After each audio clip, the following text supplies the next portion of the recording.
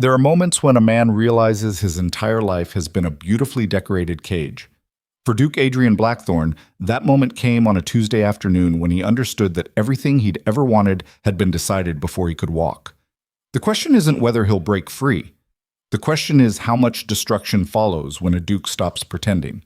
Stay with me, because what happens when duty collides with truth never ends quietly. Bopuk.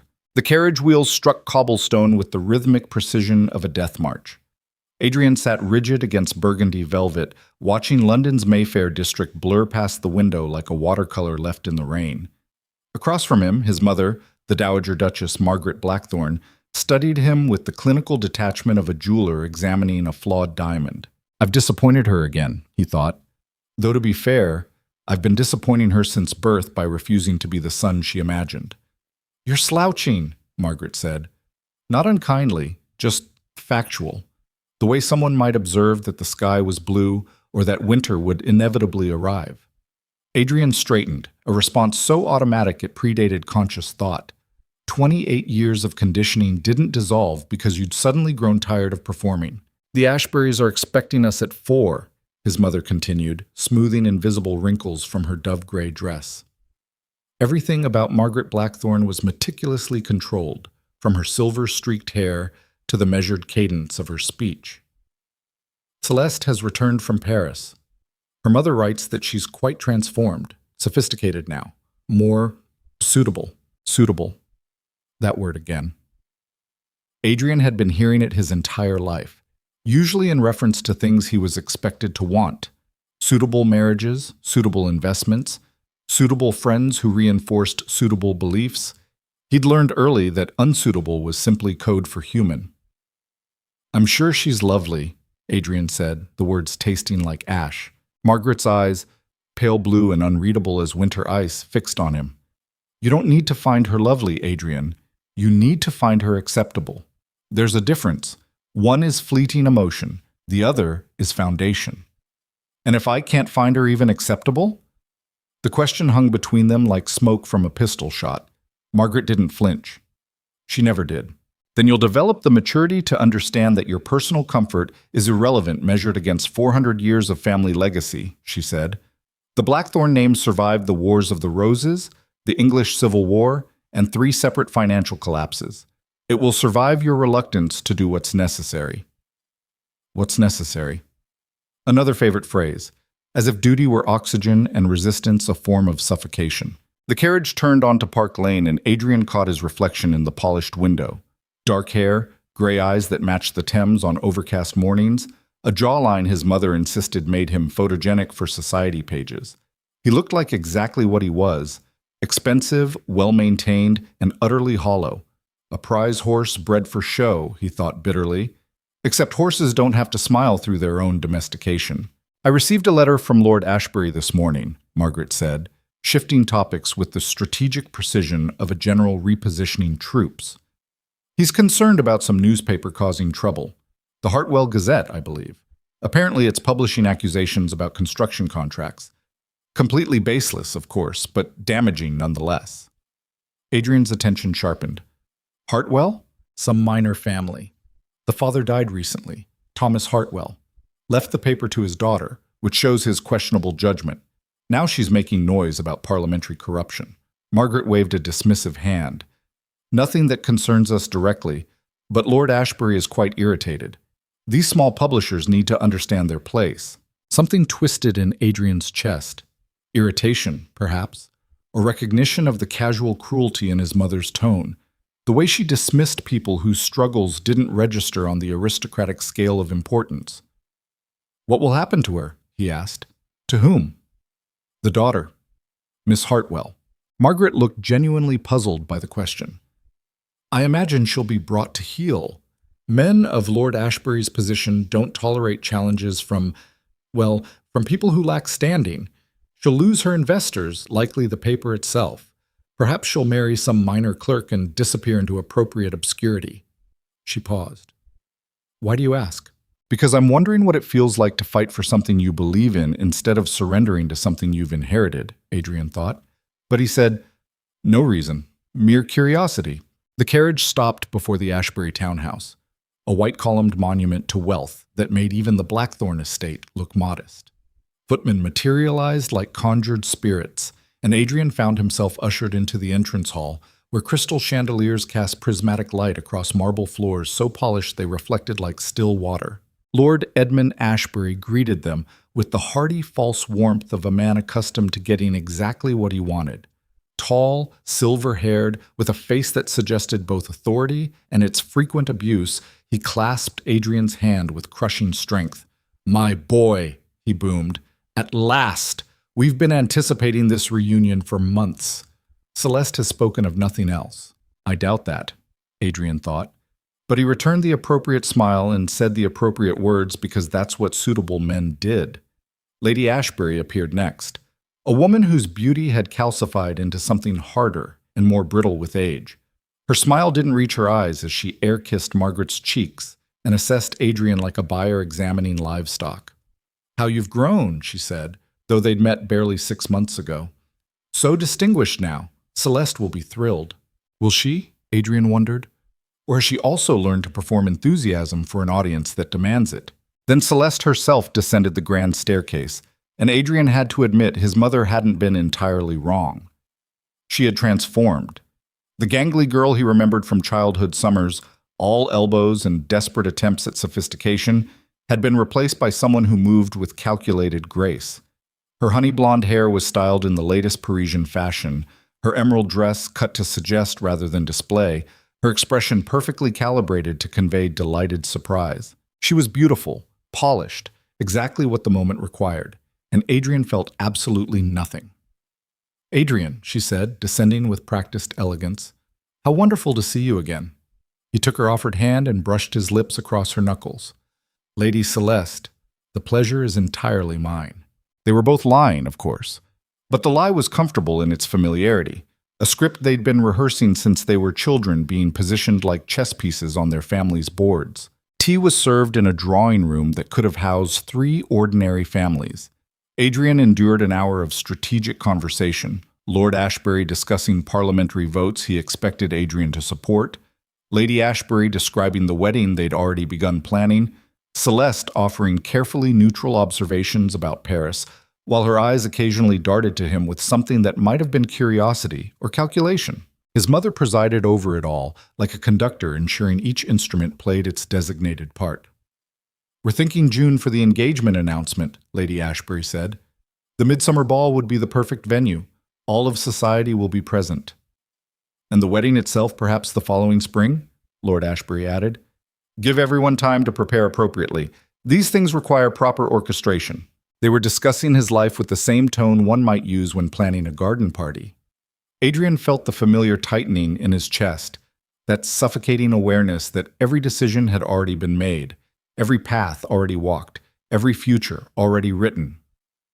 "That seems reasonable," he managed. Celeste spoke for the first time in 20 minutes. "Might Adrian and I have a moment alone? I'd love to show him the gardens." The request was so conventional it couldn't be denied. After appropriate amounts of knowing looks and subtle encouragement, they found themselves walking the manicured paths behind the townhouse, surrounded by roses that had been bred into submission just like everything else in their world. They walked in silence for several minutes before Celeste spoke. Her voice was different now, less performed, more tired. "You hate this," she said. Not a question. Adrian considered lying, then decided against it. "Yes." "Me too," she admitted, surprising him. "But we don't really have a choice, do we?" "Everyone has choices," Adrian said, though he didn't believe it. "We just have expensive ones." Celeste laughed, a real sound, sharp and slightly bitter. "God, listen to us. 2 wealthy people complaining about being wealthy. How perfectly tragic. Wealth doesn't make a cage more comfortable, just more gilded." She turned to face him, and he saw something calculating in her expression, something harder than the soft aristocratic mask she'd worn inside. "So what do we do?" she asked. "Refuse? Run away? Throw centuries of expectations away because we'd prefer something different? Would that be so terrible? For you? Perhaps not. You're the Duke. You have options, even limited ones." Her voice hardened. For me, I'm a woman with a title and no actual power. This marriage is literally the only currency I possess. If you walk away, I lose everything. My family loses everything. So excuse me if I'm not particularly moved by your existential crisis. The words hit like a slap, primarily because they were true. Adrian had been so focused on his own discomfort, he hadn't considered that Celeste might be just as trapped, but with even fewer escape routes. I'm sorry, he said quietly. You're right. I'm being selfish. We're both being selfish, Celeste replied. The difference is I'm being realistic about it. She paused, studying him. But I'll make you a deal, Adrian. We'll go through with this. We'll play our parts, and in exchange, we simply agree not to love each other. No expectations of passion or romance, just mutual survival. It should have felt like relief. Instead, it felt like sentencing. That's a cold arrangement, Adrian said. All aristocratic marriages are cold arrangements dressed in warm language, Celeste said. At least we're being honest about it. They stood there in the dying afternoon light, two people who'd been promised to each other since childhood, negotiating the terms of their shared imprisonment. And Adrian realized with crushing clarity that this was the best outcome he could hope for, a marriage built on acknowledgement of its own emptiness. Unless. The thought arrived unbidden, unwelcome, unless there was something else, something he hadn't yet discovered. I'll think about it, he said finally. Celeste's expression cooled. Think quickly. We announce in June. That gives you 3 months to accept reality. They returned to the house in silence. Tito. The next morning, Adrian found himself in his study at Blackthorn Manor, staring at documents he couldn't focus on. His steward, Peter Hammond, a precise man who'd served the family for 30 years, droned through financial reports while Adrian's mind wandered. The investments in railway expansion continue performing well, Hammond said, and the London properties are all occupied with reliable tenants. However, the construction contracts with Lord Ashbury's consortium have been delayed. Adrian's attention snapped back. Delayed how? Hammond looked uncomfortable. There's been some scrutiny. A newspaper has been making accusations about bid manipulation and unsafe practices. Lord Ashbury is quite concerned. He's asked if you might use your influence to quiet the matter. Let me guess, Adrian said slowly. The Hartwell Gazette? Indeed, Your Grace. A rather troublesome publication. The owner, a Miss Evelyn Hartwell, seems determined to cause difficulty. Hammond's tone suggested this was roughly equivalent to treason. Lord Ashbury believes she may need to be handled more firmly. Something cold slid down Adrian's spine. Define handled firmly. I couldn't say, Your Grace, but he mentioned that newspapers require investors and printing contracts. Both are easily influenced. Adrian stood abruptly. That will be all, Hammond. The steward looked startled. But, Your Grace, we haven't finished the that will be all. Hammond retreated with wounded dignity, and Adrian found himself pacing the study like a caged animal. His mother's casual dismissal from yesterday echoed in his mind. She'll be brought to heel. These small publishers need to understand their place. He shouldn't care. This was exactly the kind of minor aristocratic conflict that happened constantly. Someone overstepping, being reminded of boundaries, returning to appropriate behavior. The machinery of power maintaining itself. But the image wouldn't leave him. A woman fighting to preserve her father's legacy while men like Lord Ashbury casually destroyed her simply because they could, because her truth was inconvenient, because crushing people was easier than tolerating questions. Adrian walked to the window overlooking the manor grounds. 50 acres of manicured perfection. Every tree placed deliberately. Every hedge trimmed to specification. Even nature here had been forced into submission. What would it feel like, he wondered, to fight for something instead of simply maintaining what you've inherited? The thought was dangerous, unsuitable. He reached for it anyway. The Hartwell Gazette operated from a cramped building in Clerkenwell, the kind of neighborhood aristocrats mentioned with vague distaste but never actually visited. Adrian's carriage looked absurdly out of place on the narrow street, drawing stares from workers and merchants who recognized wealth when it invaded their territory. He'd told no one where he was going, not his mother, not Hammond, certainly not Lord Ashbury. This was impulse dressed as curiosity, and Adrian wasn't entirely sure what he hoped to accomplish.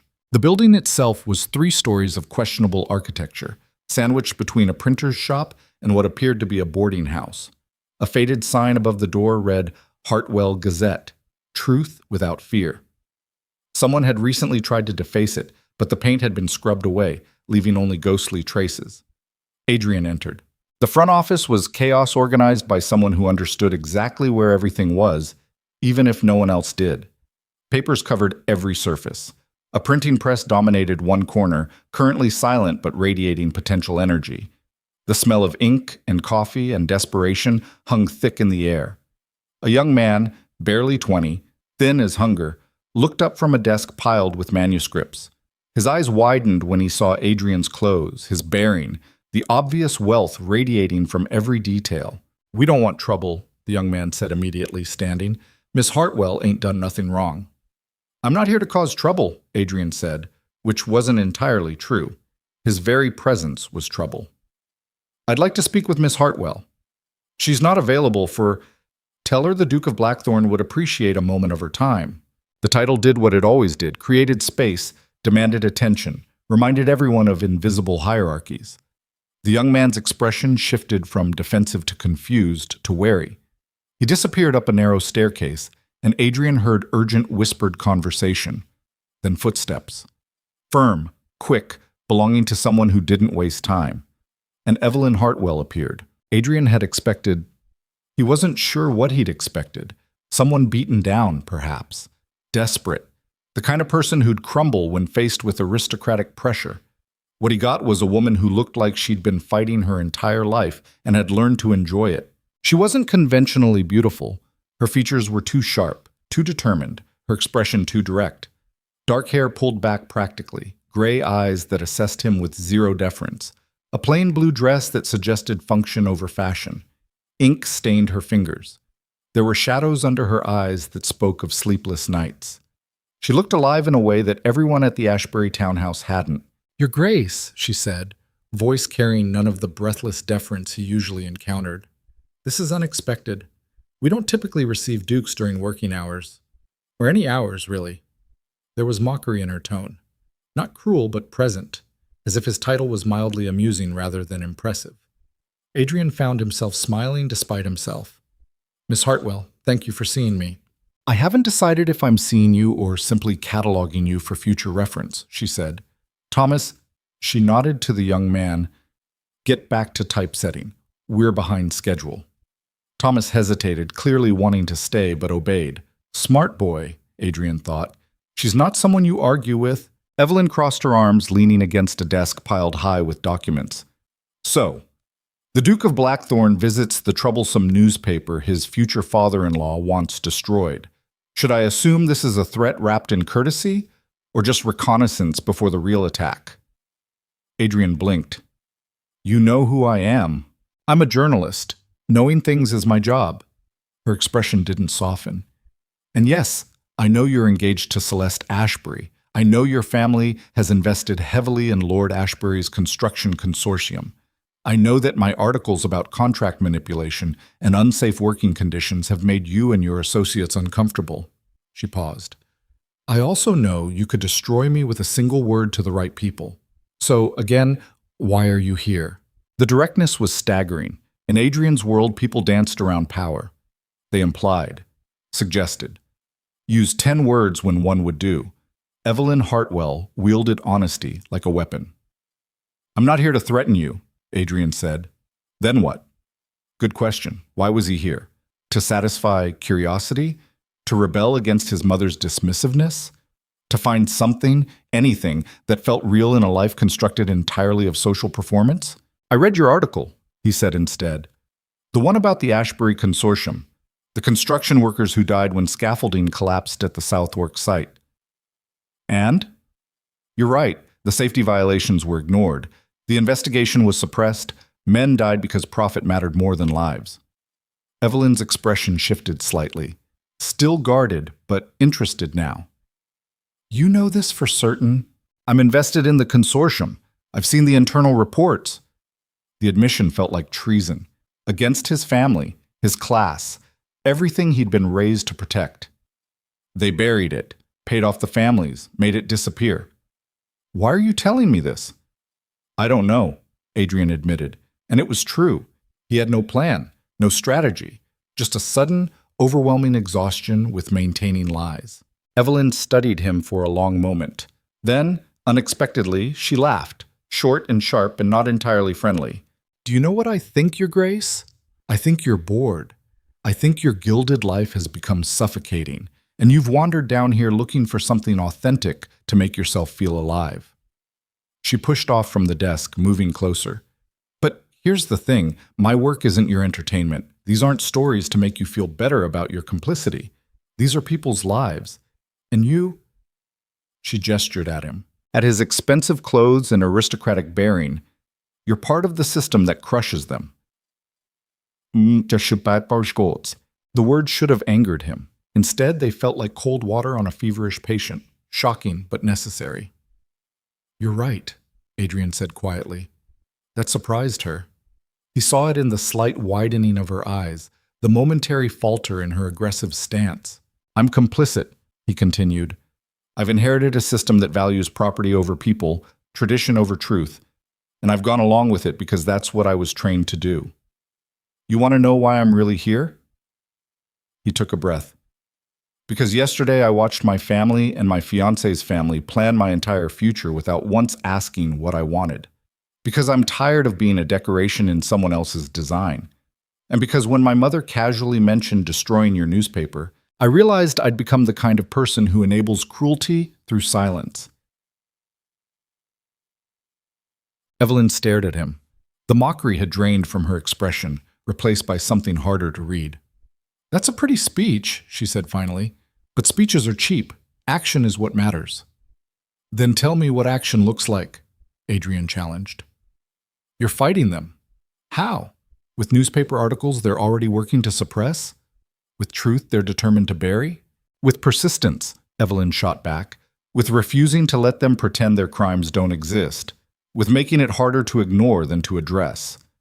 And when they cut your funding, when they threaten your printer, when they make it impossible to continue, then I find another way. That's what people without power do, Your Grace. We adapt. We survive. We don't have the luxury of surrender. The fire in her voice was intoxicating. Adrian had spent his entire life surrounded by people who'd been taught to manage their emotions, to present controlled facades, to never reveal the messy reality beneath aristocratic polish. Evelyn Hartwell was the opposite of everything he'd known. And standing there in her chaotic office, watching her defend truth with nothing but stubborn conviction, Adrian felt something shift inside him. Not attraction, exactly. Or not only attraction, recognition. Help me understand, he said. Show me what you're working on.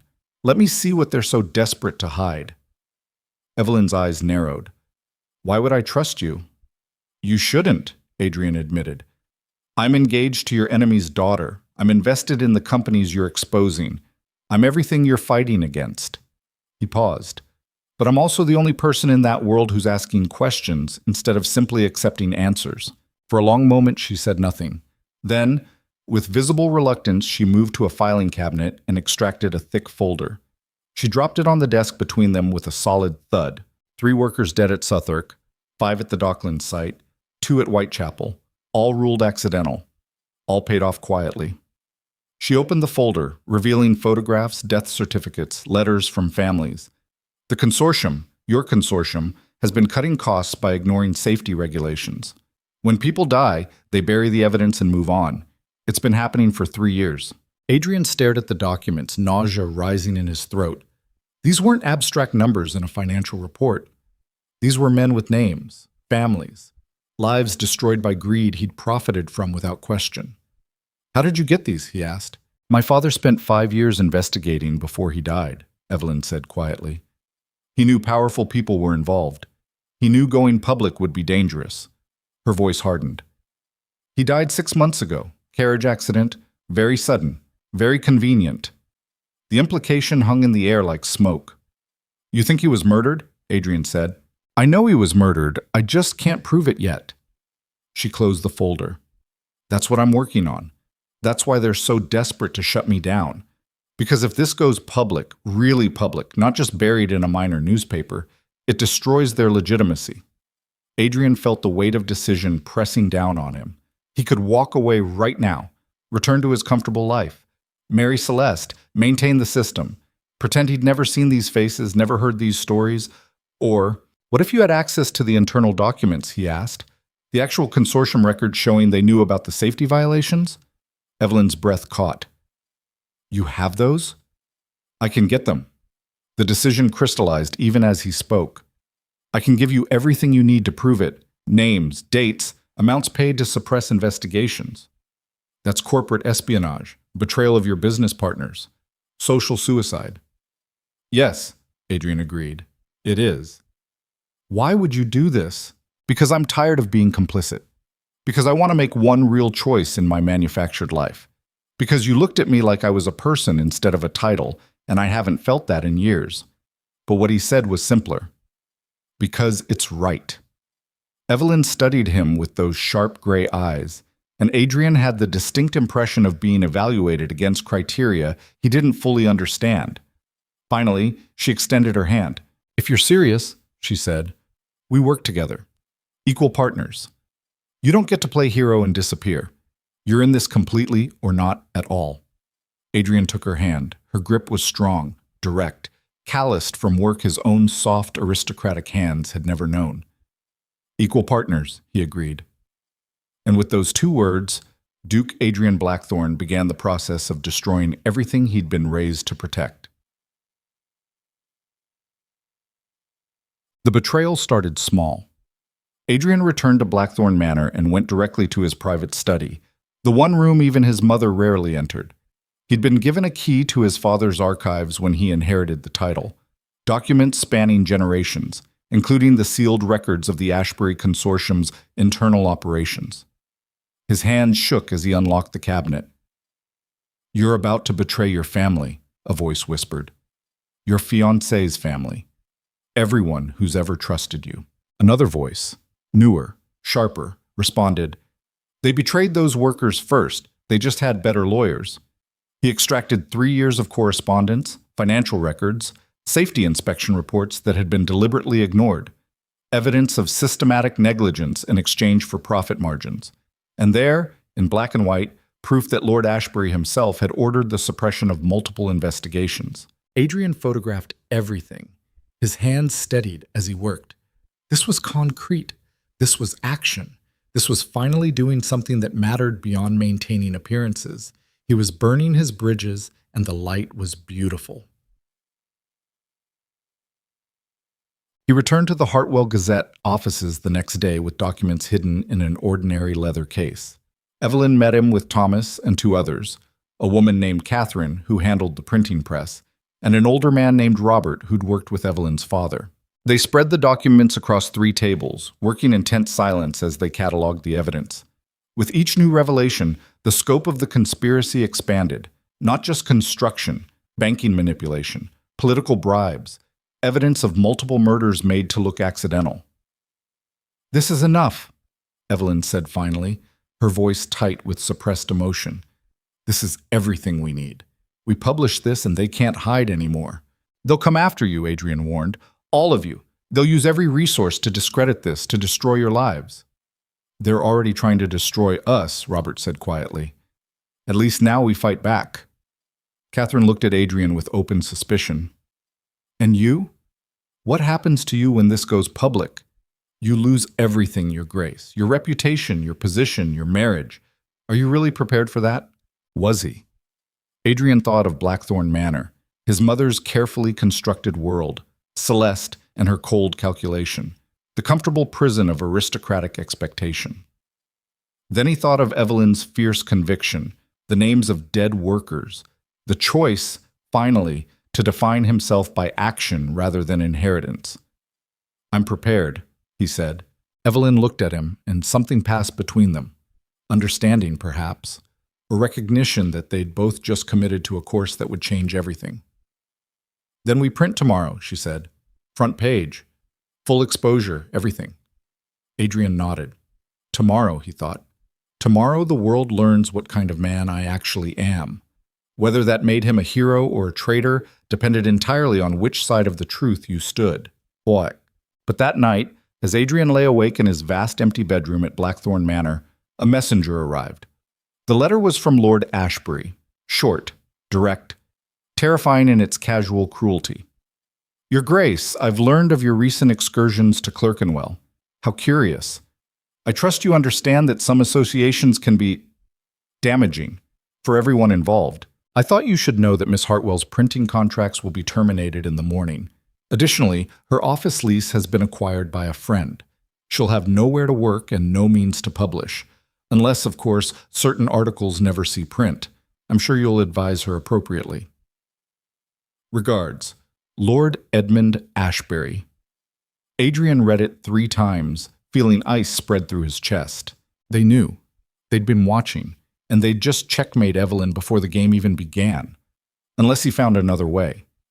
But what way existed when your enemies controlled everything? Money, property, power, the very mechanisms of justice itself. Adrian stared at the ceiling, mind racing, as the first light of dawn crept through the windows.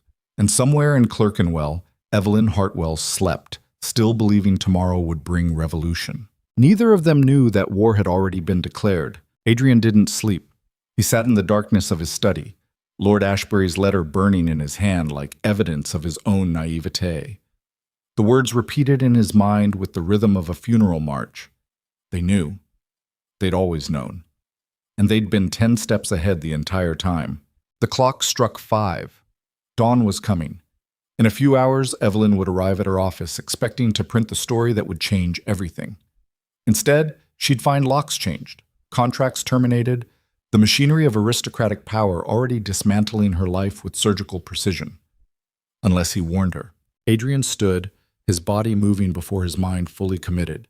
He dressed quickly, not the formal attire of a duke, but something simpler, darker, clothes that wouldn't draw attention in Clerkenwell's morning streets. His valet would notice the absence eventually, but by then it wouldn't matter. Everything about this is wrong, the voice of his upbringing whispered.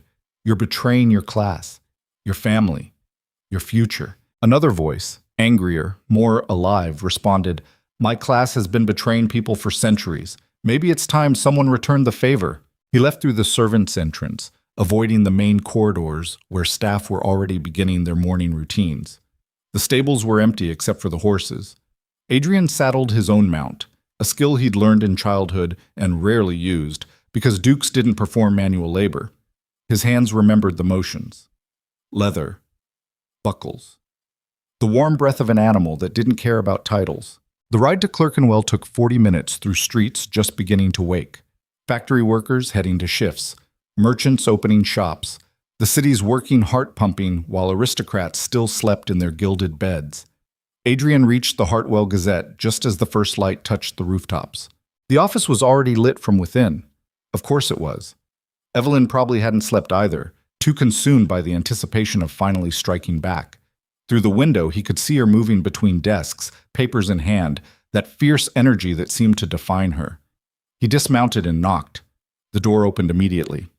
Thomas stood there, eyes red from exhaustion but sharp with purpose. His expression shifted when he recognized Adrian, suspicion warring with something like hope. Your Grace, Thomas said carefully, a bit early for a social call. I need to speak with Miss Hartwell.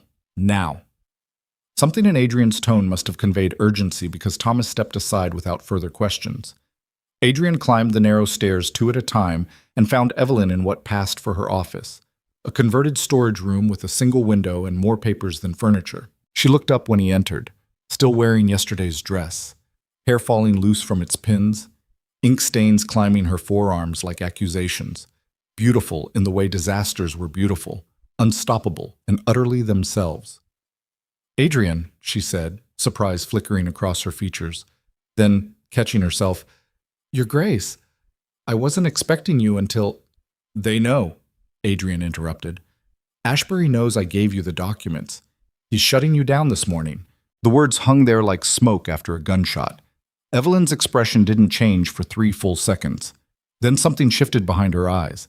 Not fear exactly, but the kind of grim recognition soldiers must feel when they realize the battle they'd prepared for had already been lost. How?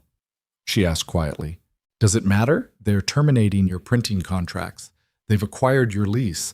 By noon, you'll have no press and nowhere to operate. Adrian pulled Ashbury's letter from his coat and handed it to her.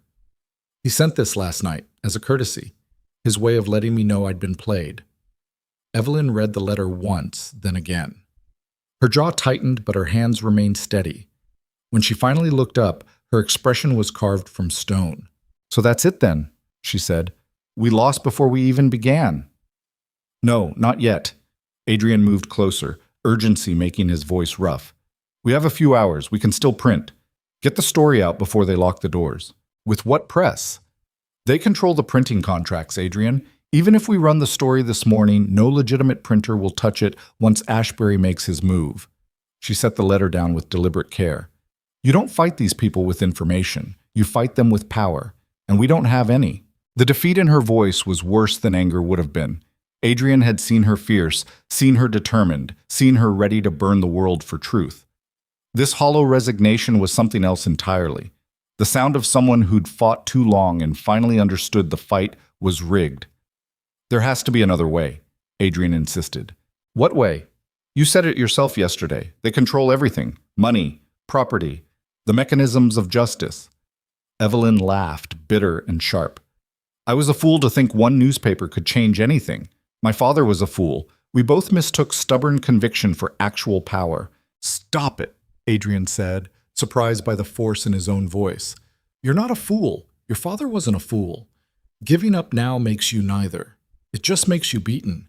And I didn't risk everything to watch you surrender. You risked everything? Evelyn's eyes flashed with sudden anger. You risked what exactly? A scandal? Social embarrassment? You'll still be a duke tomorrow, Adrian. Still have your manor and your money and your comfortable life. I'll have nothing, so forgive me if I'm not particularly moved by your inspirational speech. The words struck like physical blows, primarily because they weren't entirely wrong. Adrian could retreat, return to Blackthorn Manor, marry Celeste, claim he'd been momentarily swayed by misguided idealism. The aristocracy forgave its own transgressions readily enough. But he'd seen those photographs, those names, those families destroyed by the casual cruelty of men who valued profit over lives. And he'd seen Evelyn fight with nothing but conviction and stubbornness, refusing to let comfortable lies stand unchallenged. Going back wasn't survival. It was surrender to everything he'd learned to hate about himself. You're right, Adrian said quietly. I'll still be a duke, still have resources you don't, which means I should be using them instead of pretending we're equally powerless. He paused, the idea crystallizing even as he spoke. We can't fight them with information because they control who sees it. But what if we force them to respond publicly, make the story too big to suppress? Evelyn's anger faded into cautious interest. How? Parliament. There's a session this morning, Infrastructure Oversight Committee. Lord Ashbury will be there, and so will half the House of Lords. I have a seat, speaking rights. Adrian's mind raced, pieces falling into place. I present the evidence directly, on record, in front of everyone. They'll shut you down, call you hysterical, demand proof. Then I provide proof. I name names. I cite specific violations. I make accusations so detailed they can't be dismissed as speculation. Adrian moved closer, urgency bleeding into determination. They can silence a newspaper. They can't silence a duke making formal allegations in Parliament without admitting guilt. You do this and there's no going back, Evelyn warned. Ashbury will destroy you. Your mother will disown you. Celeste's family will make you a pariah. Every door in aristocratic society will close permanently. I know. You'll be alone. I know. Evelyn studied him with those sharp gray eyes, and Adrian felt the weight of her assessment, looking for weakness, searching for the moment he'd flinch and reveal this was all performance, another aristocratic game dressed as principle. But Adrian had already made his choice. Somewhere between seeing those photographs and reading Ashbury's smug letter, he'd crossed a line he couldn't uncross. The only question was whether he'd cross it alone. If we do this, Evelyn said slowly, I'm coming with you, not as your noble charity case, as your partner, equal. Parliament won't let you speak. You're not a member. Then I'll sit in the gallery, and when they try to dismiss you as a lone dissenter, I'll stand up and identify myself as the journalist who investigated this for years. Let them try to ignore both of us. It was reckless, dangerous, the kind of plan that would either change everything or destroy them both spectacularly. Adrian should have been terrified. Instead, he felt more alive than he had in years. Partners, he agreed. Evelyn extended her hand. Adrian took it, and this time the handshake felt less like agreement and more like declaration of war. "We leave in an hour," Adrian said. "Bring the documents. All of them. And Miss Hartwell?" He met her eyes. "Thank you for not giving up on me." "Don't thank me yet," Evelyn replied. "This might be the stupidest thing either of us has ever done." "Probably," Adrian admitted. "But at least it's our choice to make." Amancas. The Houses of Parliament rose against the morning sky like a monument to power that believed itself eternal. Adrian had walked these halls hundreds of times. Christenings, weddings, ceremonial occasions where dukes stood and reminded everyone of bloodlines stretching back centuries. He'd always belonged here the way furniture belonged in a room, decorative, expected, fundamentally static. Today he entered as something else entirely. Today he was a bomb disguised as inheritance. Evelyn walked beside him, the documents from her father's investigation hidden in an ordinary leather case that looked unremarkable and contained revolution. She'd changed into her most formal dress, dark blue, high-necked, suggesting respectability without performance. Her hair was pulled back severely. No jewelry. Nothing that would let them dismiss her as frivolous or theatrical. She looked like exactly what she was, someone who'd spent years pursuing truth and had finally found ammunition. The parliamentary attendants recognized Adrian immediately. Bows, deference. The usual choreography of aristocratic space. They barely glanced at Evelyn. Women attended Parliament often enough as observers, wives supporting husbands, daughters learning the machinery of power. Just another invisible woman in a building designed to render women invisible. Perfect. "The gallery entrance is that way," Adrian said quietly, directing Evelyn toward the observers section. "You'll be able to see everything. When I give the signal—" "I'll know," Evelyn interrupted. "We've been over this. I just want to make sure—" "Adrian?" She stopped, forcing him to face her. The morning light through the stained glass windows painted her features in blue and gold. "I've been fighting powerful men my entire life. I know what I'm doing. The question is whether you do." It wasn't mockery. It was genuine concern. Adrian realized she was giving him one final chance to retreat, to preserve his comfortable life, to choose the easy path. "I know exactly what I'm doing," Adrian said, and meant it. Something shifted in Evelyn's expression, acknowledgement perhaps, or the kind of respect soldiers gave each other before battle. Then she was gone, disappearing into the gallery's entrance while Adrian continued toward the Lord's chamber. The chamber itself was already filling. Burgundy benches arranged in opposing rows, creating the illusion of debate when really everyone knew which votes had been decided weeks earlier. Afternoon light filtered through high windows, illuminating dust motes and the self-satisfied faces of men who'd inherited their positions and convinced themselves merit had something to do with it. Lord Ashbury sat near the front, silver hair perfectly styled, expression radiating the confidence of someone who believed himself untouchable. He saw Adrian enter and smiled, small, knowing, victorious, a predator acknowledging prey who'd finally understood the trap. Adrian smiled back. "You're about to learn what happens when your prey decides to become a threat," he thought. The session began with tedious formality, procedural announcements, minor legislation, the slow grinding machinery of governance. Adrian sat through it mechanically, mind rehearsing what he'd say, how he'd phrase accusations to maximize damage while staying technically within parliamentary procedure. Then the infrastructure oversight discussion began. Lord Ashbury rose first, of course. He always spoke first on matters touching his consortium. Tradition. Privilege. The assumption that his voice mattered most. "Gentlemen," Ashbury began, voice carrying that particular aristocratic timbre that suggested everything he said was both obvious and profound. "I'm pleased to report that our construction initiatives continue ahead of schedule. The Southwark site is nearly complete, the Docklands project has broken ground, and we anticipate significant economic benefits for—" "Point of privilege," Adrian said, standing. The chamber went quiet. Interruptions were permitted but rare. You didn't challenge a lord mid-speech unless you had something substantial. All eyes turned to Adrian, including Ashbury's. The smile hadn't left his face, but his eyes had gone cold. "The Duke of Blackthorn," the speaker acknowledged. "You have the floor." Adrian stepped into the aisle between benches, positioning himself where everyone could see him clearly. His heart hammered, but his voice remained steady.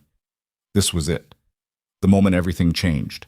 "I rise to address systematic safety violations, fatal negligence, and the deliberate suppression of criminal investigations across multiple construction sites operated by the Ashbury Consortium," Adrian said. Each word measured, each sentence a nail in his own social coffin. "I have evidence of at least 10 worker deaths over 3 years, all attributable to ignored safety protocols, all concealed through bribery and intimidation." The silence deepened. Shock rippled through the chamber like a wave hitting shore. This wasn't normal parliamentary discourse. This was accusation, public, detailed, aimed at one of the most powerful families in England. Ashbury's smile vanished. "That's a serious allegation, Your Grace," the speaker said carefully. "I trust you can substantiate Iki." "I have documentation," Adrian interrupted. "Internal consortium records showing repeated safety violations flagged and ignored.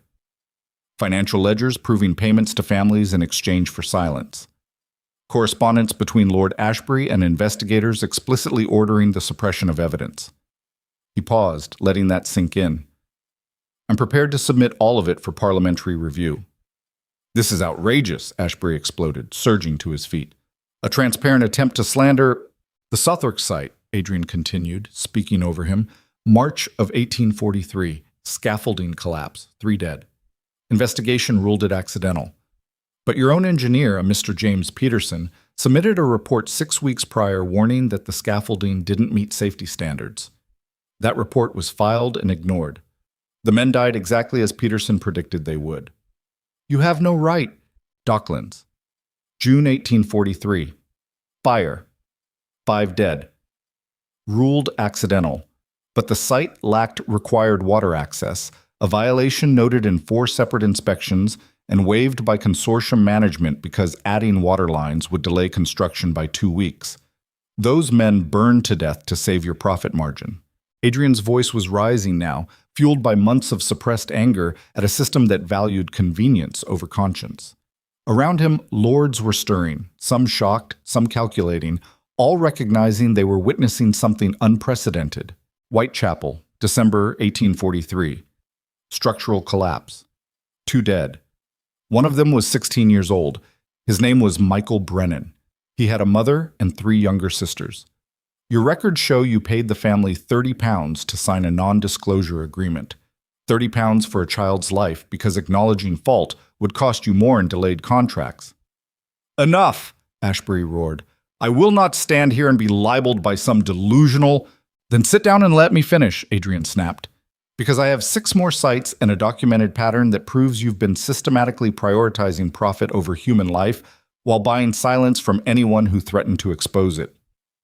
The chamber erupted, lords shouting across the aisle, demanding order, calling for evidence, some defending Ashbury and others sensing blood in the water. The speaker hammered for quiet, but the chaos had already metastasized. Adrian stood in the center of it, feeling strangely calm. He'd crossed the Rubicon, burned the bridges, declared war on everything he'd been raised to protect, and it felt like breathing after years underwater. Then Ashbury's voice cut through the noise, quiet and deadly. "You sanctimonious hypocrite," he said, each word dripping venom. "You stand there condemning me while your own family is invested in every project you just described. You've profited from these deaths just as much as I have. The only difference is I don't pretend to be something I'm not." The observation landed like a grenade. Adrian felt the shift in the room, lords who'd been wavering now reconsidering. Because Ashbury was right. The Blackthorn fortune was tied to the consortium. Adrian had benefited from every decision he was now condemning. "You're correct," Adrian said quietly. The admission surprised everyone, including Ashbury. "I am complicit. My family's money is stained with the same blood as yours. The difference is, I'm here acknowledging it while you're still pretending innocence." He looked around the chamber, meeting eyes. "I'm not claiming moral superiority. I'm claiming responsibility.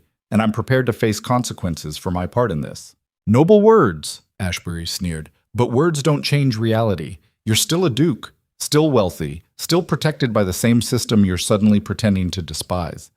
This performance is nothing but guilt-driven theater from someone too weak to actually live with his choices. Maybe, Adrian agreed. Or maybe I'm just tired of being weak in the direction you want me to be. Before Ashbury could respond, movement in the gallery caught Adrian's attention.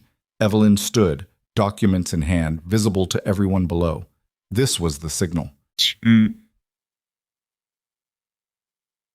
Adrian said, voice carrying across the renewed murmuring, I'd like to introduce Miss Evelyn Hartwell, journalist, daughter of Thomas Hartwell, who spent 5 years investigating these deaths before his own suspicious death 6 months ago.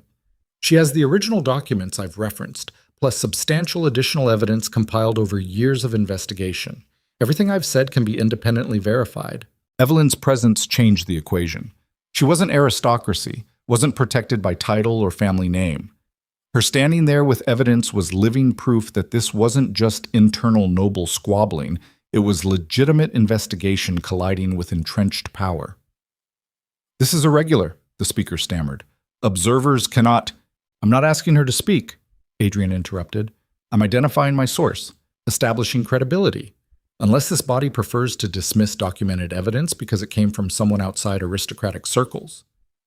The trap was elegant. Dismissing Evelyn meant admitting they didn't actually care about truth, only about maintaining the fiction that nobility was inherently trustworthy.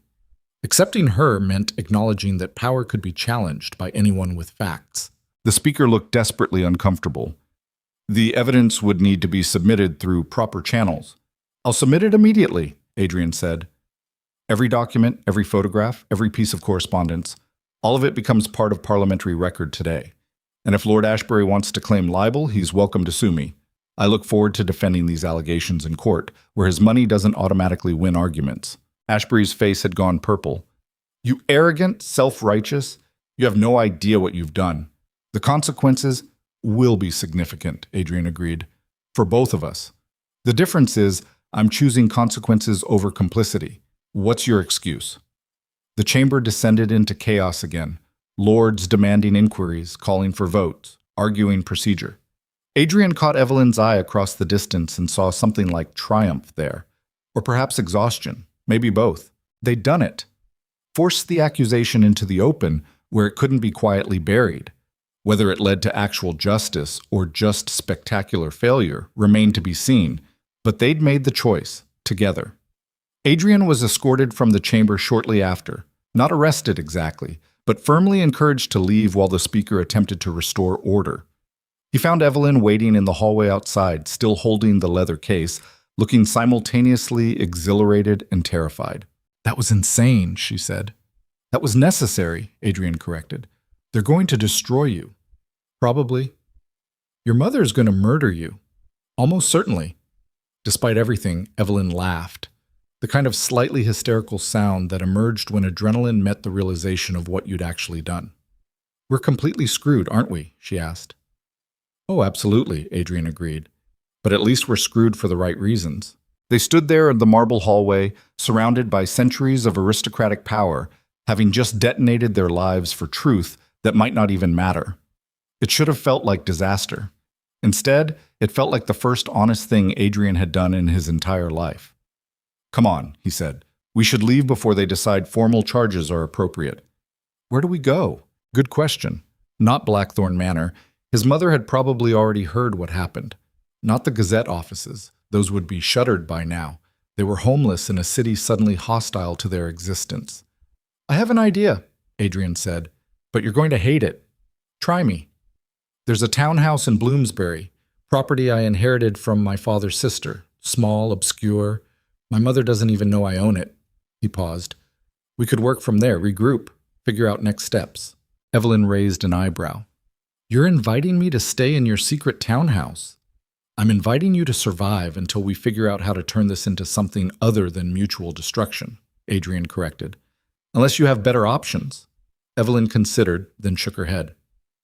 Secret townhouse it is, but if this is some elaborate seduction scheme, it's not, Adrian said firmly. This is survival. Nothing more. Good. Because I'd hate to ruin a perfectly functional partnership with inconvenient attraction. Adrian ignored the way his stomach twisted at those words and focused on practical matters. We leave now, quietly. Avoid main streets. Once we're secure, we contact everyone we can trust and start building the case for a proper investigation. You think Parliament will actually investigate? I think we've made it impossible for them not to, at least publicly.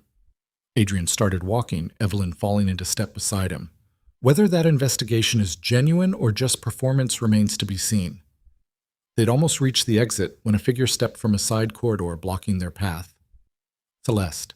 She wore dove gray, perfectly tailored, her expression unreadable as she studied them both. Adrian felt his stomach drop. Of all the confrontations he'd anticipated, this one had somehow slipped his mind. Lady Celeste, he began, but she raised a hand. Don't, she said quietly. Don't insult me with explanations or apologies. Her eyes moved to Evelyn, assessment cold and thorough. So you're the journalist, the reason my fiancé just committed social suicide in front of Parliament. I didn't ask him to, Evelyn started. I don't care what you asked, Celeste interrupted. I care what happened, which is that Adrian has destroyed both our futures in one spectacularly self-destructive gesture. She turned back to Adrian. I knew you were uncomfortable with the engagement. I offered you an arrangement, cold but functional. We could have survived it. I know, Adrian said quietly. I'm sorry. You're sorry, Celeste repeated, voice flat. My family is currently being destroyed by association with your accusations. My father is facing investigation.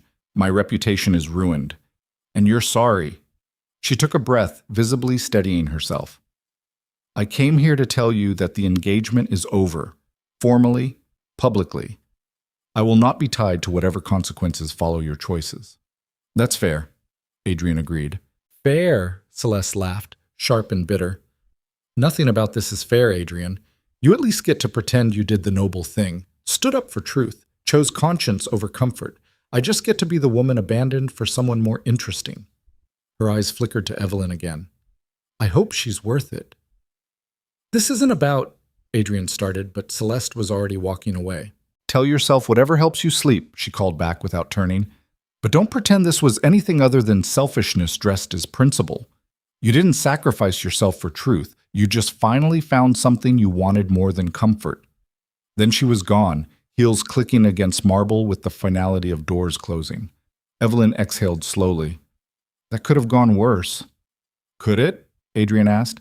She didn't stab you. I'd call that a victory. Evelyn paused. She's not entirely wrong, though, about the selfishness. I know, Adrian admitted, but selfish honesty still beats comfortable lies. Does it, though? Evelyn challenged. Because from where I'm standing, we just destroyed several lives, including our own, for truth that might not even change anything. Your precious Parliament will investigate, find some minor violations, make cosmetic reforms, and the same system will continue functioning exactly as before. We'll have sacrificed everything for nothing. The observation stung because Adrian had been thinking the same thing. The aristocracy was very good at absorbing challenges and emerging fundamentally unchanged, small concessions to maintain large control. Then we make sure it changes everything, Adrian said with more confidence than he felt. We don't let them bury this in procedure and performance. We push, publicly, relentlessly, until ignoring it costs more than addressing it. That's a nice speech, Evelyn said. But do you actually believe it? Adrian met her eyes, saw the exhaustion there, the doubt, the weight of years spent fighting and watching powerful men escape consequences through institutional inertia. I have to believe it, he said quietly, because the alternative is accepting that power is immunity, that wealth purchases innocence, that people like Michael Brennan, 16 years old, crushed under debris because profit mattered more than safety, died for absolutely nothing. He paused. I can't accept that. I won't. Evelyn studied him for a long moment. Then, unexpectedly, she smiled, small but genuine. All right then, she said, let's go burn down the world.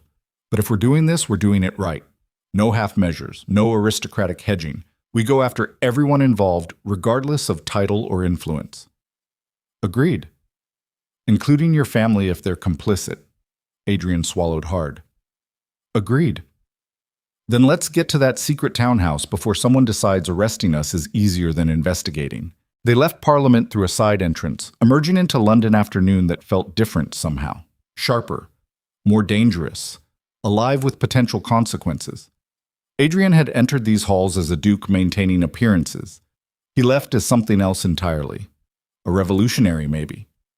Or just another idealist about to learn that systems were designed to crush people exactly like him. Either way, he'd made his choice. And standing beside Evelyn Hartwell, fierce, uncompromising, entirely unsuitable in every aristocratic sense, Adrian realized he wouldn't take it back even if he could. The Bloomsbury townhouse was exactly as obscure as promised. 3 stories of nondescript brick tucked between identical buildings on a street nobody of importance would ever visit. Adrian's aunt had left it to him specifically because she knew his mother would consider it beneath notice. Small mercies sometimes came from rebellious relatives. Inside was sparse but functional, furniture covered in cloth, windows overlooking a narrow street. The kind of place where people could disappear if disappearing became necessary. "It's not much," Adrian said as they entered. "It's perfect," Evelyn replied, already moving through rooms, evaluating space with the practical eye of someone used to working within constraints. "We can set up here. Use it as headquarters. Keep your mother from knowing where you are." "She'll find out eventually." "Eventually isn't now." Evelyn set down the leather case and began unpacking documents onto a table she'd uncovered. "For now, we have space to work and plan our next move without aristocratic interference." Adrian watched her organize papers with efficient precision and felt something twist in his chest. Not attraction exactly, or not only that, something more complicated. Recognition, maybe. Or the realization that he'd just irrevocably tied his fate to someone who represented everything his world had taught him to dismiss. "Dangerous thinking," a voice warned. "She's right there, alone with you, and you're already compromised in every other way. Why not add one more mistake to the collection?" "Because she's not a mistake," another voice responded. "She's the first real thing you've encountered in a life constructed entirely of performance." "Stop staring at me and help organize," Evelyn said without looking up. "We need to catalog everything we have and identify what's still missing for a comprehensive investigation." Adrian moved to help, grateful for the distraction of practical work. They spent the next 2 hours sorting through documentation, cross-referencing dates, verifying sources, building a timeline that showed not isolated incidents but systematic negligence spanning years. The work was exhausting, detailed, the kind of grinding documentation that built cases brick by brick. But it was also clarifying. Each verified fact was another nail in Ashbury's coffin, another piece of evidence that couldn't be dismissed as speculation. "We're missing something," Evelyn said eventually, frustration bleeding into her voice. "All of this proves negligence. It proves cover-ups, but it doesn't prove the most important part." "Which is?" "Your father's death." She looked up, eyes haunted. "I know he was murdered. I know it's connected to this investigation.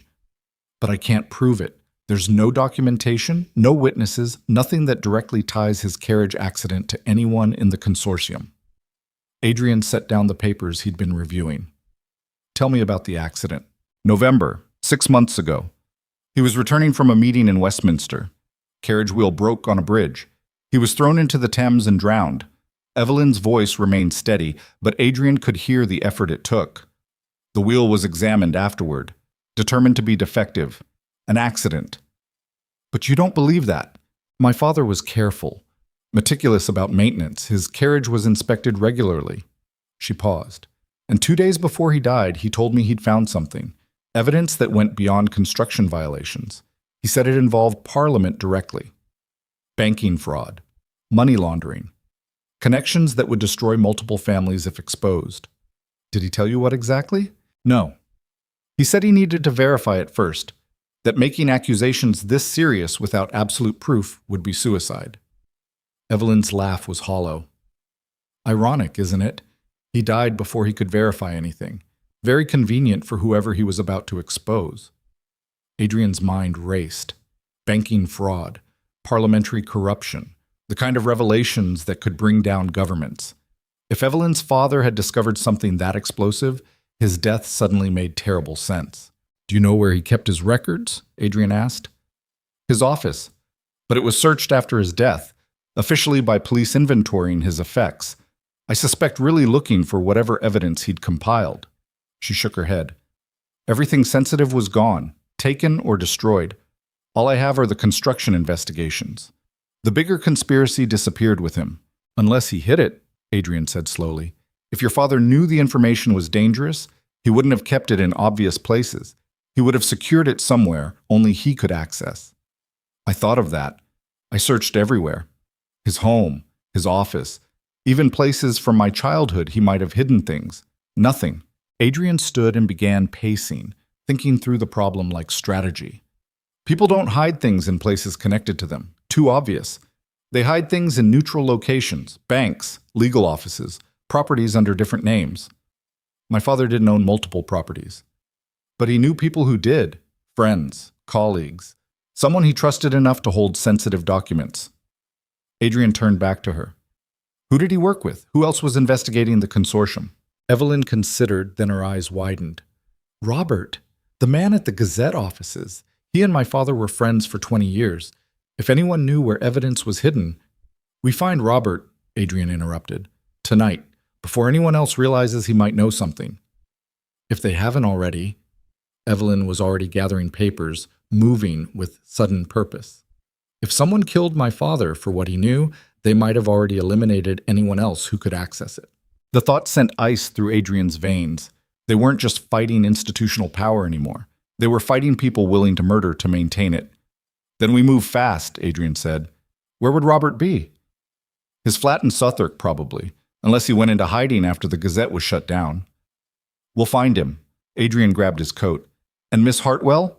When we do find him, let me do the talking initially. Not because you can't, but because an aristocrat showing up at his door is less immediately threatening than the daughter of his dead friend, Evelyn finished. I understand survival strategy, Adrian. My ego can handle tactical pragmatism. They left the townhouse as evening settled over London. Two people racing against consequences they couldn't fully see yet, but absolutely felt approaching. The streets were darkening, gas lamps flickering to life. Workers returning home while aristocrats prepared for evening entertainments that suddenly felt like they existed in an entirely different city. The carriage ride to Southwark was tense and silent. Adrian found himself hyper-aware of every movement, every sound, wondering if they were being followed. If Ashbury had people watching, if the simple act of investigating had already painted targets on their backs. Probably, the rational voice in his head observed. You just publicly accused a lord of conspiracy and murder. You think he's going to politely wait for legal consequences? Robert's building was a converted warehouse divided into cramped flats. Not squalor exactly, but several social tiers below anything Adrian had experienced. Narrow stairs, peeling paint, the smell of too many people living in too little space. They climbed to the third floor and found Robert's door. Adrian knocked. No answer. He knocked again, harder. Robert, it's Adrian Blackthorne and Evelyn Hartwell. We need to speak with you. It's urgent. Still nothing. Evelyn pushed past him and tried the door. It swung open easily. Unlocked. They exchanged looks, and Adrian saw his own dread reflected in Evelyn's expression. Unlocked doors in neighborhoods like this meant either extreme trust or something much worse. Robert, Evelyn called, stepping inside. Are you here? The flat was small, one main room serving as both living and sleeping space, a tiny kitchen in the corner, a single window overlooking the street. Papers covered every surface but arranged with clear intention, someone organized working in limited space. Robert sat at the desk facing the window, except sitting was generous. Slumped was more accurate, head tilted at an unnatural angle, eyes open and unseeing, very, very dead. Evelyn made a sound, something between gasp and sob. Adrian grabbed her arm, pulling her back before she could rush forward. Don't touch anything, he said quietly. We need to leave, now. But we can't just… He's dead, Evelyn. Has been for at least a few hours, based on the… Adrian swallowed hard. Based on appearances. And we just became the last people seen entering his flat. If we're found here, we become suspects. Evelyn looked at him, horror and understanding warring in her expression. Then her journalist instincts kicked in. She pulled free and moved quickly through the room, scanning without touching, looking for anything obvious. His notes are gone, she said. Everything related to the investigation. The desk is cleaned out. They were here first, Adrian said, looking for the same thing we are. Evidence your father hid. Did they find it? I don't know. But we need to leave before footsteps on the stairs. Multiple people. Heavy boots suggesting authority rather than residents. Police. Adrian's mind raced through options, none of them good. If they were caught here, with a body, after Adrian had just publicly accused powerful people in Parliament, every authority in London would assume the worst. They'd be arrested, tried, executed, legal or not. Justice would be swift and decisive when aristocratic power wanted someone silenced. Window, he hissed, moving toward it. It's 3 stories up, Evelyn protested. There's a ledge. It connects to the next building's fire escape. Adrian had noticed it on the way up, the kind of detail you absorbed when you spent years observing architecture. We go now or we die here. Choose. The footsteps were closer now. Voices calling for Robert. Evelyn made her decision. She climbed through the window onto the ledge, Adrian right behind her. The ledge was barely 8 inches wide, just enough for feet if you pressed against the wall and didn't look down. They edged along it with agonizing slowness. Behind them, Adrian heard the flat door bang open, shouted commands, the discovery of Robert's body. Then a shout. The window! Adrian grabbed Evelyn's hand and they ran, scrambling along the ledge with reckless speed, reaching the fire escape just as police faces appeared at Robert's window. They descended in a controlled fall, hitting the alley below and immediately running. Behind them, whistles, shouting, the organized chaos of authorities mobilizing. Adrian and Evelyn ran through Southwark's maze of alleys and side streets, their expensive clothes marking them as outsiders, but their desperation keeping them moving. They ran until Adrian's lungs burned and his legs threatened collapse. Finally, they stopped in a narrow passage between warehouses, both gasping for breath. They killed him, Evelyn said between ragged inhales. Robert, they murdered him just like my father. Anyone who knows anything dies. Which means we're next, Adrian finished grimly. If they're willing to kill to protect this secret, they won't hesitate to eliminate us. So what do we do? Adrian leaned against the wall, mind working despite exhaustion. They couldn't go to the police. Ashbury likely controlled enough of them to ensure their arrest. They couldn't go public, not without the evidence they'd been searching for. They couldn't even return to the Bloomsbury townhouse. It was only a matter of time before that location was discovered. They were hunted, alone, with nothing but accusations that were starting to cost lives. We find the evidence, Adrian said finally. Whatever your father discovered, whatever he hid, we find it before they do and we use it, not through proper channels, not through Parliament. We expose it directly, publicly, so thoroughly that silence becomes impossible. And if we can't find it, then we run. Leave London. Leave England if necessary. Survive and try again from somewhere they can't reach us. Adrian looked at her. But I'm not giving up until every option is exhausted. Are you? Evelyn's expression hardened into something fierce and entirely unbreakable. My father died for this truth. Robert died for it. I'm not letting their murders be meaningless. We find the evidence or we die trying. Hopefully the former, Adrian said. Hopefully, Evelyn agreed. But either way, we don't stop. They stood in the alley as night deepened around them. 2 people who'd just become fugitives in a city that had always belonged to power. Everything Adrian had known, his title, his position, his comfortable assumptions, had been stripped away in less than a day. What remained was simpler and infinitely more dangerous. Truth against lies. Conviction against corruption. 2 people against an entire system designed to crush anyone who challenged it. The odds were terrible. But looking at Evelyn Hartwell, ink-stained, exhausted, absolutely refusing to surrender, Adrian thought that maybe terrible odds were exactly what they needed. Because power expected submission, expected fear, expected people to recognize when they were beaten and retreat to appropriate positions. Power didn't know what to do with people who simply refused to stop. And as they disappeared into London's darkness, beginning the hunt for evidence that could destroy or save them, Adrian understood one fundamental truth. They'd crossed the point of no return. There was no going back to who they'd been. No comfortable retreat to aristocratic safety. Only forward, into danger, into truth, into whatever consequences waited on the other side of this choice. Together, they spent 3 days hunting ghosts. 3 days moving through London like criminals, avoiding main streets, sleeping in shifts at abandoned buildings Evelyn knew from her years covering the city's forgotten corners. 3 days searching for evidence that might not exist, chasing leads that evaporated like morning fog, watching over their shoulders for police or worse. Adrian's clothes were ruined, his face unshaven, his hands dirty in ways that had nothing to do with physical grime and everything to do with the realization that you could scrub away aristocratic polish, but the stain of complicity went deeper than skin. On the fourth morning, Evelyn found something. They were in a cramped records office in Cheapside, one of dozens they'd searched, looking for any property or holding registered under names connected to Thomas Hartwell. The clerk was old, half-blind, and willing to accept Adrian's remaining coins without asking questions about why a duke was dressed like a dock worker. Evelyn had been cross-referencing names for 2 hours when she went absolutely still. Adrian looked up from his own fruitless searching. Her face had gone pale, eyes locked on a property deed with the kind of intensity that suggested she'd just found either salvation or damnation. Neither of them was sure which. Thomas Hartwell hadn't hidden documents under his own name. Too obvious. He'd used his wife's maiden name, Sarah Thornberry, and under that name, registered 6 years ago, was a safety deposit box at Coots Bank, the kind of place where wealthy men secured valuables they wanted protected from everything, including themselves. "My mother's name," Evelyn whispered. "He used my mother's name. She died when I was 12.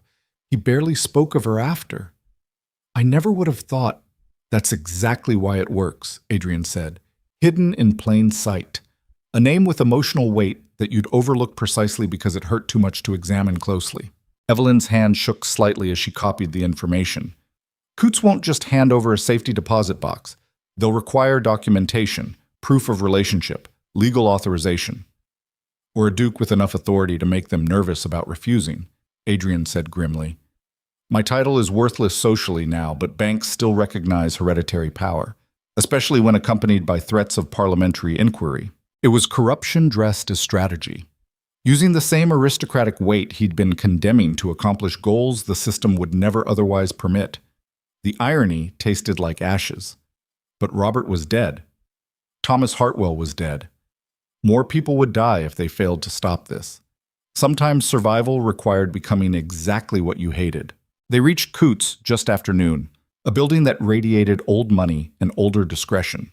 The kind of institution that had survived revolutions by being very good at keeping powerful people's secrets. Adrian straightened his ruined clothes as much as possible, summoned every ounce of aristocratic bearing he still possessed, and walked through doors that recognized bloodline even when wrapped in filth. The manager, a thin man with the personality of contract law, initially tried to refuse. Safety deposit boxes required proper documentation. Procedures existed for reasons. The Duke of Blackthorn's request was highly irregular and I'm making it anyway," Adrian interrupted, his voice carrying the particular edge of someone who'd stopped caring about politeness. "That box belonged to Thomas Hartwell, registered under Sarah Thornberry. His daughter is here with documentation proving relationship. You will provide access, or I will ensure Parliament investigates exactly how many questionable accounts Coots maintains for people who value discretion over legality." It was a bluff. Adrian had no actual power to launch investigations anymore. But the manager didn't know that. He saw a duke, disheveled but still dangerous, making threats that could destroy institutional reputation. The calculation took 30 seconds. "Of course, Your Grace," the manager said stiffly, "if you'll follow me." They were led down marble stairs into vaults that smelled like old paper and older secrets. The manager produced keys, verified Evelyn's identification with excessive thoroughness, and finally opened a box that had been sealed for 6 years. Inside was a single leather journal and a thick envelope of documents. Thomas Hartwell's final investigation, the evidence he'd died protecting. The manager retreated with wounded dignity, leaving them alone in a small examination room. Evelyn opened the journal with hands that shook so badly Adrian thought she might drop it. Then she began reading. And as she read, her expression shifted from hope to horror to something that looked like physical illness. "Oh God," she whispered. "Oh God, Adrian, this is worse than we thought." Adrian moved beside her, reading over her shoulder. The journal was meticulous. Dates, names, transactions documented with the precision of someone who knew exactly how explosive this information was. Thomas Hartwell hadn't just uncovered construction fraud, he'd uncovered a conspiracy that reached into the highest levels of government. Banking manipulation, bribes to parliament members. But more than that, evidence of a systematic operation to eliminate anyone who threatened the network. Judges, investigators, journalists, politicians who'd started asking uncomfortable questions. All dead, all ruled accidental or natural, all connected by a single organizing force. And at the center of it, coordinating everything, ensuring loyalty through fear and profit. Adrian stopped breathing. The name on the page couldn't be real, couldn't be accurate. His father must have made a mistake, misread something, drawn wrong conclusions from incomplete data. But the documentation was thorough.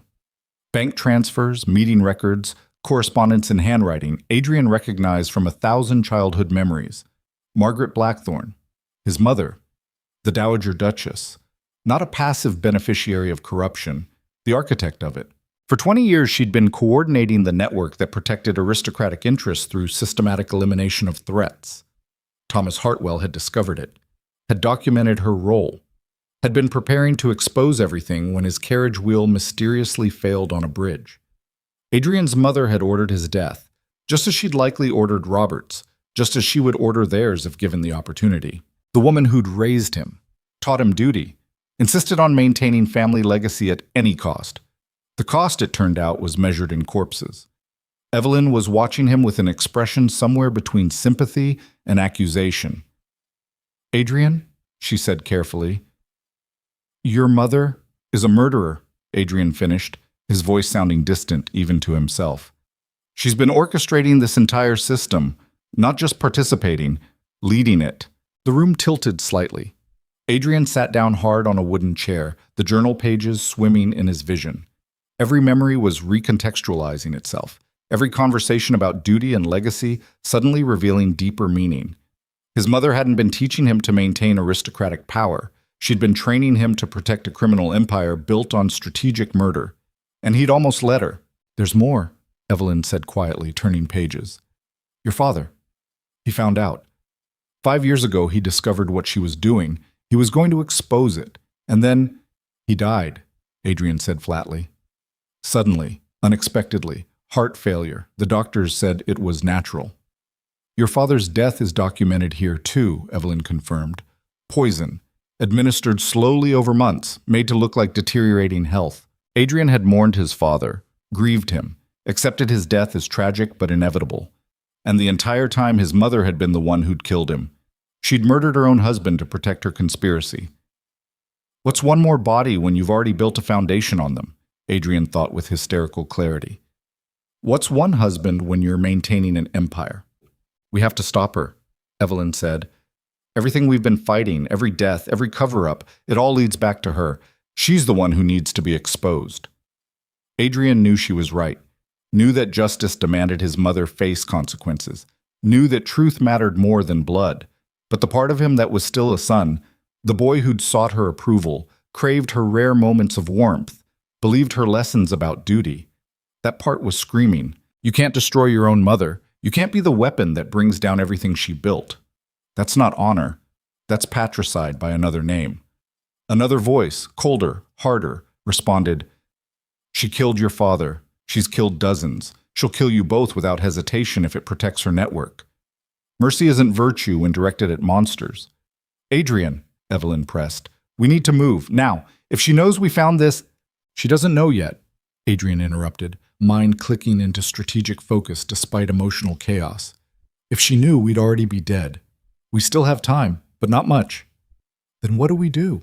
Adrian stood, legs steadier now, the shock metabolizing into something colder and infinitely more dangerous. "We use what she taught me. Strategy. Manipulation. The understanding that power is maintained through information control and strategic violence." He met Evelyn's eyes. "We become exactly what we're fighting, just this once, just long enough to destroy it from inside." "That's dangerous thinking," Evelyn warned. "All of this is dangerous," Adrian replied.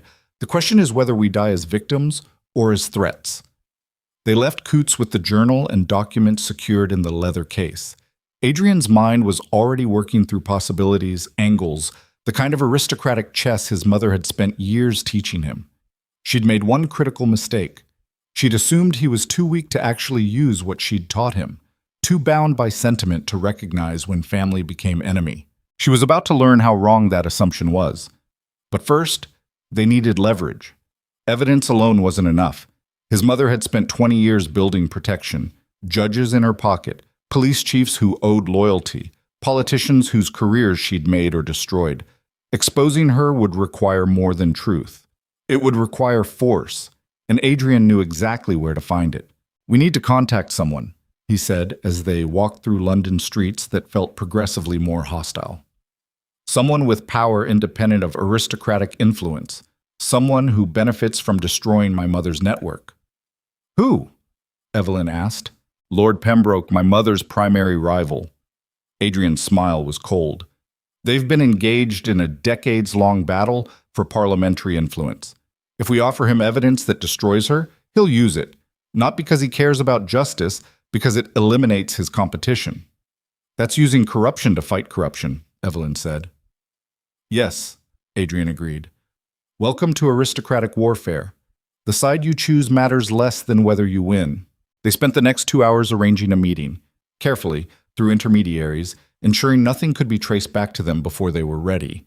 Pembroke agreed immediately, curiosity overcoming caution. The meeting location was a private club in St. James, the kind of place where powerful men gathered to discuss things they'd never admit publicly.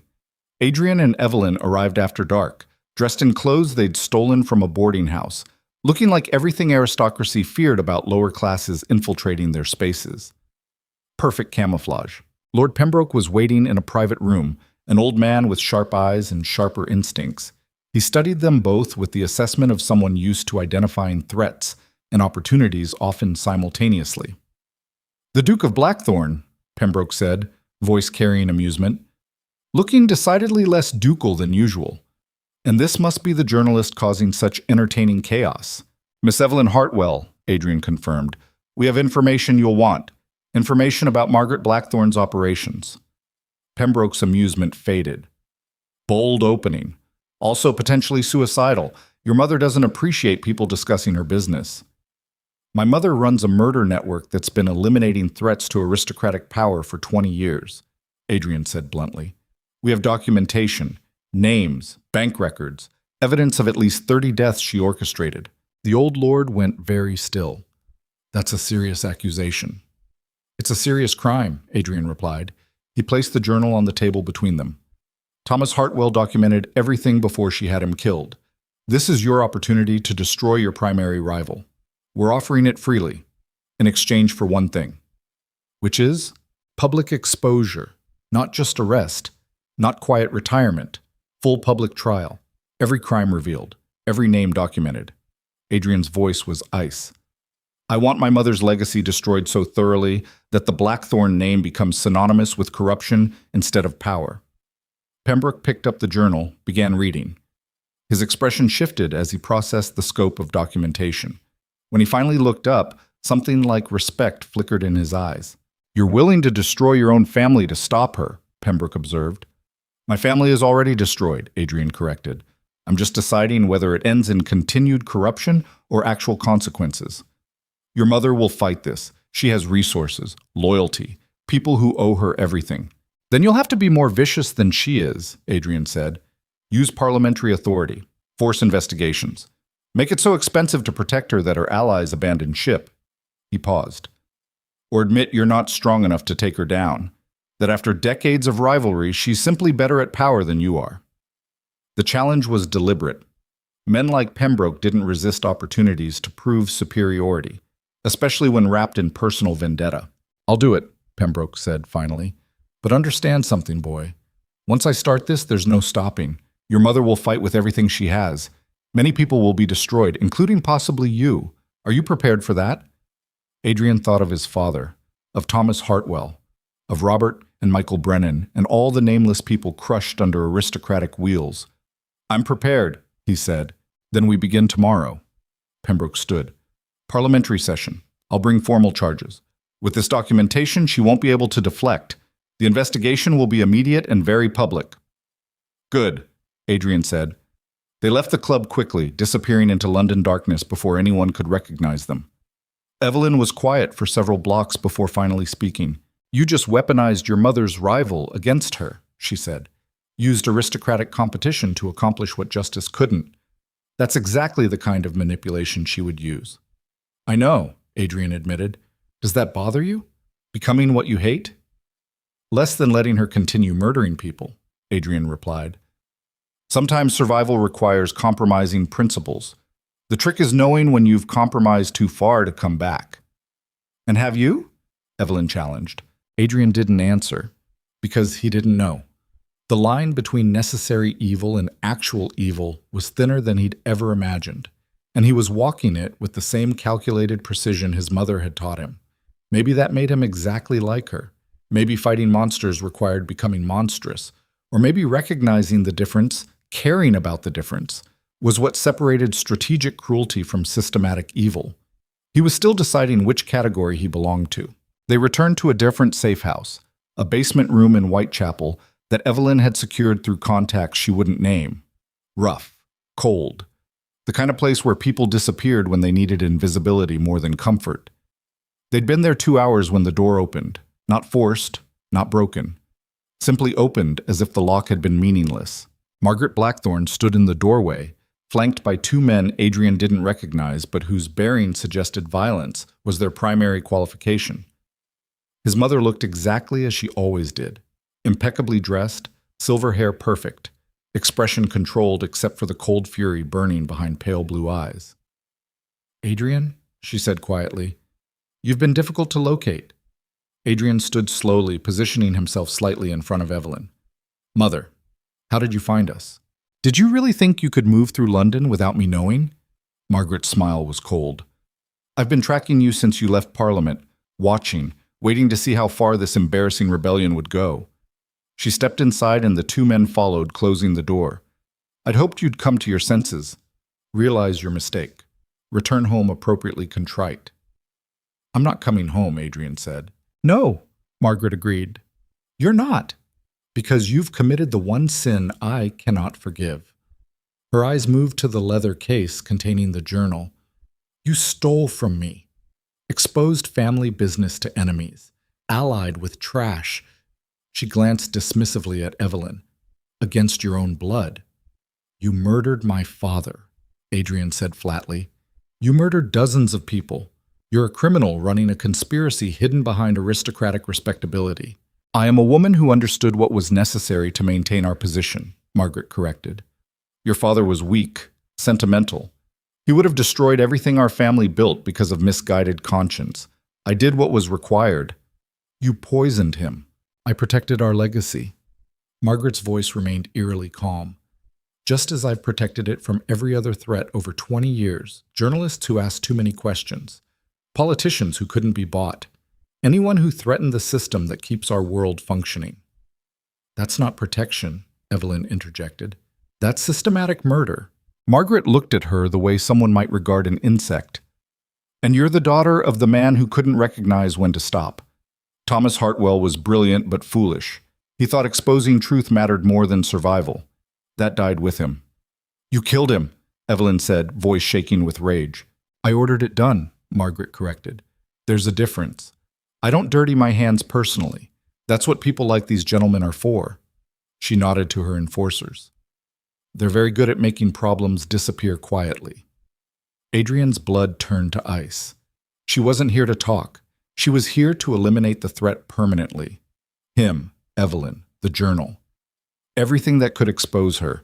His own mother was going to have him killed. The realization should have been shocking. Instead, it felt inevitable. Margaret Blackthorne had been willing to murder her husband. Why would a son who'd betrayed her be any different?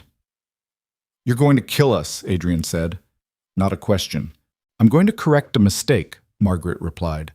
I should have recognized years ago that you were too weak for this world, too infected with your father's softness. I thought discipline would fix it. Apparently, I was wrong. She paused. For what it's worth, I am disappointed. You could have been magnificent if you'd learned to prioritize correctly. And Evelyn?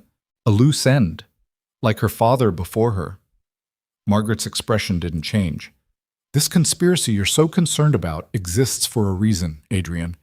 It maintains order, protects the structure that allows civilization to function.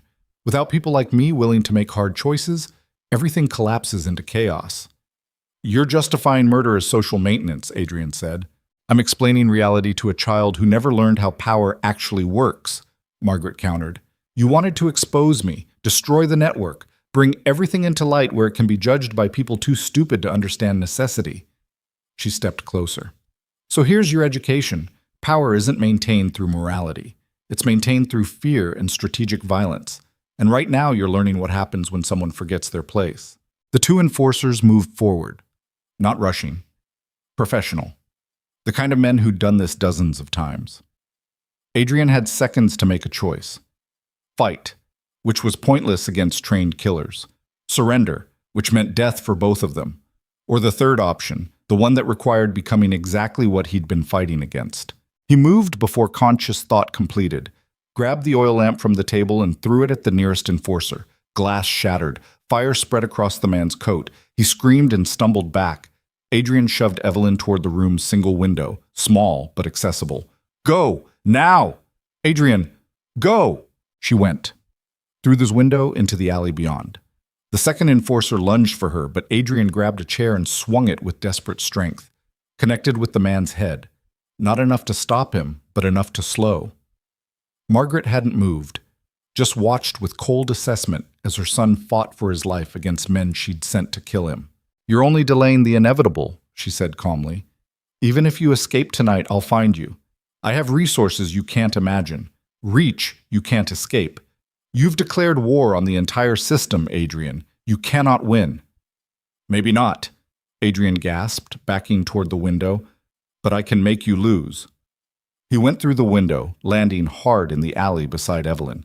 Behind them, shouting, the enforcers recovering, Margaret's cold voice giving orders. They ran. Through Whitechapel's maze of streets, past brothels and factories and places where London's poorest struggled to survive while aristocrats lived in gilded comfort. Adrian's lungs burned, his legs threatened collapse. But fear was excellent motivation. Behind them, pursuit, professional, organized, getting closer. Evelyn grabbed his arm and pulled him into a narrow passage between buildings. This way, through the market, we lose them in the crowd. They emerged into a late-night market, sellers still hawking goods, buyers searching for bargains, the press of humanity that made tracking individuals nearly impossible. They pushed through, desperate and obvious, but the crowd was thick enough to provide momentary cover. Adrian risked a glance back, saw the enforcers searching, saw his mother standing at the market's edge, perfectly composed, scanning for them with the patience of someone who knew escape was temporary. She wasn't worried, because she was right. Adrian had declared war on a system with resources, reach, and ruthlessness he couldn't match. Eventually, they'd be found. Eventually, they'd run out of places to hide, unless they changed the game entirely. Pembroke, Adrian said suddenly. We need to reach Pembroke tonight. Force him to act immediately before my mother can prepare. She'll anticipate that, Evelyn argued. She'll have people watching him. Then we don't go directly. We send word. Force the confrontation into Parliament tomorrow, where it's public and she can't simply have us killed quietly. That's a huge gamble, Evelyn said. Everything about this is a gamble, Adrian replied. But it's the only move that doesn't end with us dead in an alley. They found a messenger, one of the street boys who ran errands for coins. Adrian gave him money, instructions, and a message for Lord Pembroke that was both simple and explosive. Margaret Blackthorne attempted murder tonight. Act immediately or lose your chance. Then they disappeared into London darkness again, searching for somewhere, anywhere, they could survive until dawn. They ended up in a church basement, hidden among charity cases and people society had discarded. Rough blankets, cold stone, the smell of too many unwashed bodies in too small a space. Adrian sat against the wall, finally allowing himself to feel everything he'd been suppressing. His mother had tried to kill him, his own mother. The woman who'd raised him, taught him, shaped him into what he'd become. She'd looked at him with cold calculation and decided his death was necessary for maintaining her power. That shouldn't have hurt. He'd already known she was a murderer, already understood she valued control over family. But knowing something intellectually and feeling it emotionally were entirely different experiences. Evelyn sat beside him, not speaking, just present. Eventually she took his hand and Adrian held on like a drowning man gripping debris. "I'm sorry," she said quietly. "About your mother. About all of it." "Don't be," Adrian replied. "You were right from the beginning. I was complicit. I benefited from the system. The only difference between her and me is I finally decided guilt mattered more than comfort." He paused. "Or maybe that's just what I tell myself to feel less like I'm becoming exactly what she is." "You're nothing like her," Evelyn said firmly. "Aren't I? I'm using aristocratic power to fight her, manipulating people, making strategic alliances with rivals as corrupt as she is, willing to destroy my own family for victory." Adrian looked at her. "That sounds remarkably similar to everything I condemned." "The difference is you care that it's wrong," Evelyn replied. "She doesn't. She's convinced herself murder is maintenance. You're suffering because you recognize the moral compromise. That matters." "Does it? Or am I just weak like she said? Too sentimental to make hard choices?" "Adrian," Evelyn squeezed his hand, "hard choices and evil choices aren't the same thing. You're fighting corruption with the weapons available. That's not weakness. That's pragmatism. The real test is whether you stop after she's defeated or continue using those weapons because they're convenient." Adrian wanted to believe her, wanted to think temporary compromise didn't equal permanent corruption. But he'd seen how easily good intentions became rationalizations, how quickly survival strategies became standard practice. He was walking the edge of a cliff. One wrong step and he'd become exactly what he was fighting. But if he stepped back, people like his mother would continue crushing anyone who challenged them. So he walked forward, and prayed the difference between them remained visible when the dust settled. Dawn came gray and cold. Adrian and Evelyn left the church basement before the others woke, returning to London streets that felt progressively more hostile. Every face could be an enemy, every footstep potential pursuit. They reached Parliament just as the morning session began, slipped into the public gallery, anonymous among observers, waited for Pembroke to act. The session opened with routine business, parliamentary procedure grinding forward with bureaucratic inevitability. Adrian watched the lords below, recognizing faces, men who'd been guests at Blackthorn Manor, who'd congratulated him on his engagement, who were now part of a conspiracy his mother had built. Then Pembroke stood. "I rise to present urgent evidence of criminal conspiracy operating at the highest levels of this institution," he began, and the chamber went silent. "Here we go," Adrian thought. "Either this destroys her or it destroys us all." Pembroke laid out the accusations with brutal efficiency, named Margaret Blackthorn explicitly, cited Thomas Hartwell's documentation, demanded immediate investigation and arrest. The chamber erupted into chaos. Denials, demands for proof, angry defense from those loyal to Margaret. But Pembroke had done his work well.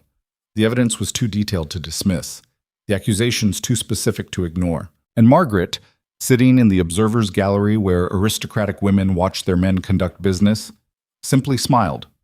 Cold, calculated. Not at all concerned, because she knew something they didn't. Adrian saw it in her expression, saw the confidence of someone who'd planned for exactly this contingency, who had moves remaining when everyone else thought the game was over. And as parliamentary guards moved to escort her for questioning, as victory seemed within reach, Margaret Blackthorn finally spoke. "I invoke privilege of peerage," she said calmly. "All evidence obtained against me was acquired through illegal means, stolen property, violation of banking privacy, conspiracy between my son and known criminals to manufacture charges." Her smile widened. "Parliamentary law requires such evidence be inadmissible. This entire proceeding is theater." She was right. Adrian felt the realization like a physical blow. The evidence had been stolen, obtained through bribery and coercion. Under parliamentary privilege, Margaret could claim procedural protection and have everything thrown out. They'd fought so hard, risked everything, and she'd been 10 steps ahead the entire time. Just like always. Pembroke was arguing. Other lords were debating, but Adrian could already see how this would end. The system protecting itself. Privilege shielding the powerful. Justice buried under procedural technicality. His mother had won. Again. Because she understood the game better than anyone. And Adrian realized with crystallizing clarity that playing by any rules, even corrupted ones, meant losing to someone who'd spent decades mastering those rules. If he wanted to actually stop her, he needed to stop playing the game entirely. He needed to become something else. Something without rules, without mercy, without the constraints that kept him recognizably human. He needed to become the weapon his mother had tried to forge, but aimed in the direction she never anticipated. The choice was simple: remain who he'd been and watch evil triumph through superior strategy. Or embrace what he'd been resisting, the capacity for ruthlessness his mother had seen in him all along, and use it to burn down everything she'd built, even if it meant burning himself in the process. Adrian stood in the gallery, watching his mother smile victoriously below, and made his final choice. The boy who'd wanted to be good was dead. What remained was something infinitely more dangerous, and Margaret Blackthorne, architect of murders, master manipulator, woman who'd killed her own husband, was about to learn what happened when you taught someone to be ruthless and then gave them reason to use those lessons against you. Adrian left Parliament while they were still debating procedure, while lords argued technicalities and his mother sat watching with that knowing smile. While the system she'd built protected itself with the institutional reflex of an organism defending against infection. He walked out into London daylight that felt too bright, too normal, for what was crystallizing in his mind. Evelyn caught up to him 3 blocks away, breath ragged from running. "Adrian, wait! Where are you going?" "Somewhere your conscience won't follow," he said without stopping. She grabbed his arm, forcing him to face her. "What does that mean?" Adrian looked at her and saw everything he was about to lose. Her fierce conviction, her belief that truth mattered, her certainty that fighting corruption through legitimate means was possible if you were just stubborn enough. Beautiful lies he no longer had the luxury of believing. "It means Pembroke's approach failed," Adrian said flatly. "Parliamentary procedure, legal evidence, playing by rules, my mother wrote. We can't beat her that way because the game itself is rigged." He pulled free gently. "So I'm going to stop playing." "And do what exactly?" "Whatever's necessary." The words came out cold, certain, the voice of someone who'd finally stopped flinching from darkness. "My mother built her power on fear and strategic violence. The only way to destroy that is with greater fear and more strategic violence. Fight corruption with corruption until the entire structure collapses." Evelyn's expression shifted from concern to something approaching horror. "You're talking about becoming exactly what she is." "I'm talking about survival," Adrian corrected. "About recognizing that some fights can't be won with principles intact. You either compromise or you lose." He paused. "I'm done losing." "This isn't you talking," Evelyn insisted. "This is rage and trauma making you think." "This is clarity," Adrian interrupted. "For the first time in my life, I see things exactly as they are instead of how I wish they were. My mother wins because she's willing to do things other people won't. Murder, manipulation, systematic destruction of anyone threatening her control." His voice dropped. "So I'll do worse. I'll be the threat she can't eliminate because I'm already willing to eliminate myself along with her." The words hung between them like smoke from a funeral pyre. Evelyn stared at him, and Adrian watched realization dawn in her eyes. She was seeing what he'd become, or maybe what he'd always been beneath aristocratic polish and self-deception. A weapon finally aimed at its intended target. "If you do this," Evelyn said quietly, "you lose yourself. Everything you've been fighting for, honesty, justice, being better than the system, it all becomes meaningless if you adopt their methods." "Maybe," Adrian agreed. "Or maybe purity is a luxury afforded to people who haven't watched their mothers order their deaths, who haven't seen how easily institutional power crushes legitimate resistance, who still believe the world rewards virtue instead of ruthlessness." He turned to walk away, but Evelyn's voice stopped him. "Then I'm coming with you." Adrian looked back, startled. "No, you're not. You don't get to make that choice," Evelyn said, moving to stand beside him, steel in her voice. The same stubborn conviction that had made her fight impossible odds with nothing but a newspaper. "My father died investigating this conspiracy. Robert died, dozens of others. If you're going to burn it down, I'm lighting the fire too." "This isn't lighting fires, Evelyn. This is arson that kills innocent people, collateral damage, the kind of destruction that doesn't distinguish between guilty and unlucky." "I know what arson looks like," Evelyn replied. I've been watching aristocrats commit it my entire life. The difference is you're aiming at the people who deserve to burn. She held his gaze. So either we do this together or you knock me unconscious and lock me somewhere, because I'm not letting you become a monster alone. Adrian wanted to argue, wanted to protect her from what he was about to do. But looking at Evelyn Hartwell, fierce and unbreakable, and absolutely refusing to let him shoulder this alone, he realized arguing was pointless. She'd made her choice just like he'd made his. All that remained was following through. "All right," Adrian said. "But understand, what comes next isn't noble, isn't heroic. It's calculated terrorism aimed at destroying my mother's network by making protection more expensive than abandonment." He paused. "People will die. Maybe people who don't deserve it. Can you live with that?" "Can you?" Evelyn challenged. "I don't know," Adrian admitted, "but I'm about to find out." They walked through London together, two people who'd crossed into territory where morality became negotiable and survival demanded embracing exactly what they'd been fighting.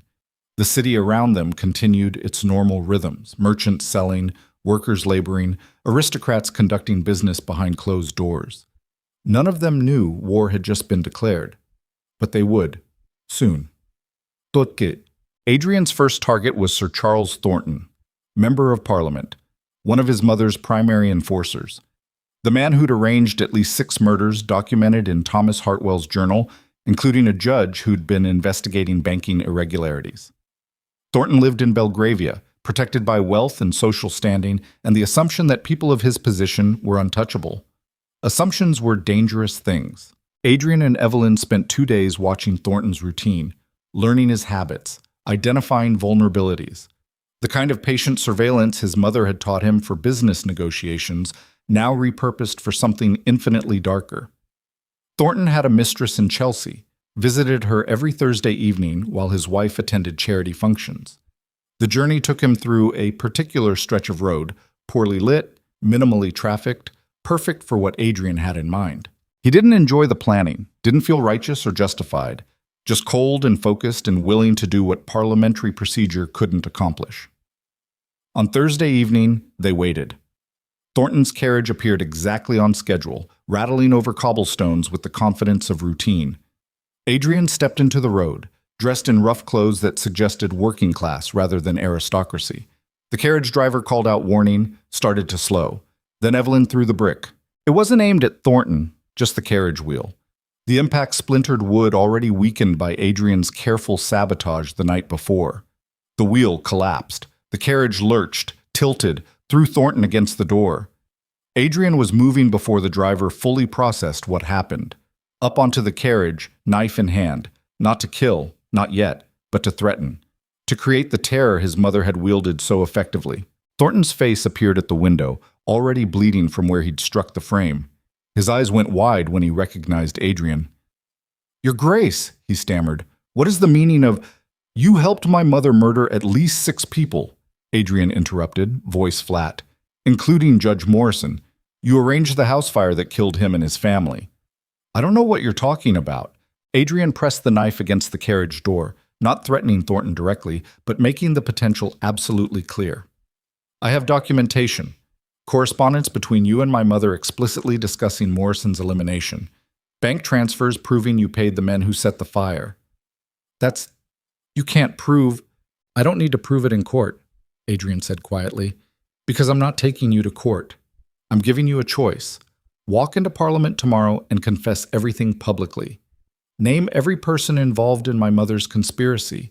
Provide testimony that bypasses privilege of peerage." He leaned closer. "Or I'll kill you myself and move to the next person on her network. Then the next. Then the next.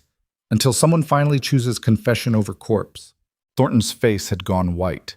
"You're bluffing. You're not a killer. You're too soft for this." 6 days ago, I would have agreed with you," Adrian admitted. "But 6 days ago, my mother hadn't tried to have me murdered. Perspective changes quickly when you realize your own family considers you disposable." He pulled back slightly. "So here's what's going to happen. You're going to go home. Think about whether you value my mother's approval more than your life. And tomorrow morning, you're going to make a choice." "She'll kill me if I confess," Thornton said desperately. "And I'll kill you if you don't," Adrian replied. "The difference is, I'm standing here right now. She's not. Immediacy matters in these calculations. He dropped from the carriage and disappeared into darkness with Evelyn before the driver could even dismount. Behind them, Thornton shouted threats and promises and desperate assertions that this wouldn't stand. But Adrian heard the fear underneath, the recognition that aristocratic protection had limits when someone was willing to ignore all social contracts. He won't confess, Evelyn said as they fled through side streets. Men like that, they'd rather die than admit guilt publicly. You're probably right, Adrian agreed, which means tomorrow we escalate. Find someone more frightened and less loyal. Apply pressure until someone breaks. And if no one does? Then we make examples until they do. Adrian's voice remained eerily calm. My mother built compliance through fear. I'm simply leveraging that same fear against her network. Eventually, someone will calculate that betraying her is safer than protecting her. They reached another temporary safe house, this one in Lambeth, secured through bribes to landlords who didn't ask questions. Inside was sparse. A single room with a bed, a table, a window overlooking the Thames. The kind of place where desperate people made desperate plans. Adrian sat at the table and began writing. Names, addresses, vulnerabilities.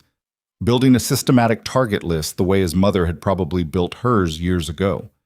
Each person on the list was someone documented in Thomas Hartwell's journal. Someone complicit in murders and corruption. People who'd chosen power over conscience and now would learn what that choice actually cost. Evelyn watched him work.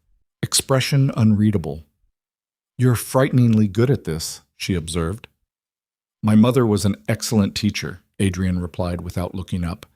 She spent years training me to think strategically, identify weaknesses, exploit them efficiently. I just never realized she was preparing me to eventually use those skills against her network. And that doesn't bother you? Becoming exactly what she trained you to be? It terrifies me, Adrian admitted. But terror is useful motivation, keeps you sharp, prevents you from hesitating at critical moments. He finally met her eyes. You should leave, Evelyn. Go somewhere safe. Let me handle this alone. We've had this conversation, Evelyn said. I'm not leaving. Even knowing what I'm becoming, especially knowing what you're becoming. She moved closer, voice softening slightly.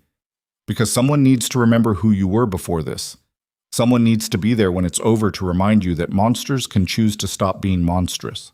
The words hit harder than Adrian expected, because she was right. Once he started down this path, momentum would carry him further than he intended. Violence would become habit. Strategic cruelty would calcify into personality. Without someone anchoring him to his original purpose, he'd become indistinguishable from his mother. Just another aristocrat who'd learned that power flowed from the willingness to hurt people. Thank you, Adrian said quietly. Evelyn's hand found his across the table. Don't thank me yet. We're both going to hell for this. I'm just making sure we arrive together. They stayed awake through the night, planning. By dawn, Adrian had 17 specific targets identified. 17 people who could be pressured, threatened, or eliminated to weaken his mother's network. Each represented a tactical vulnerability, someone whose confession would dominate public attention, whose testimony would implicate others, whose removal would create cascading instability. It was brilliant strategy, calculated terrorism dressed as justice. And Adrian hated how natural it felt. Bucket. Sir Charles Thornton did not confess.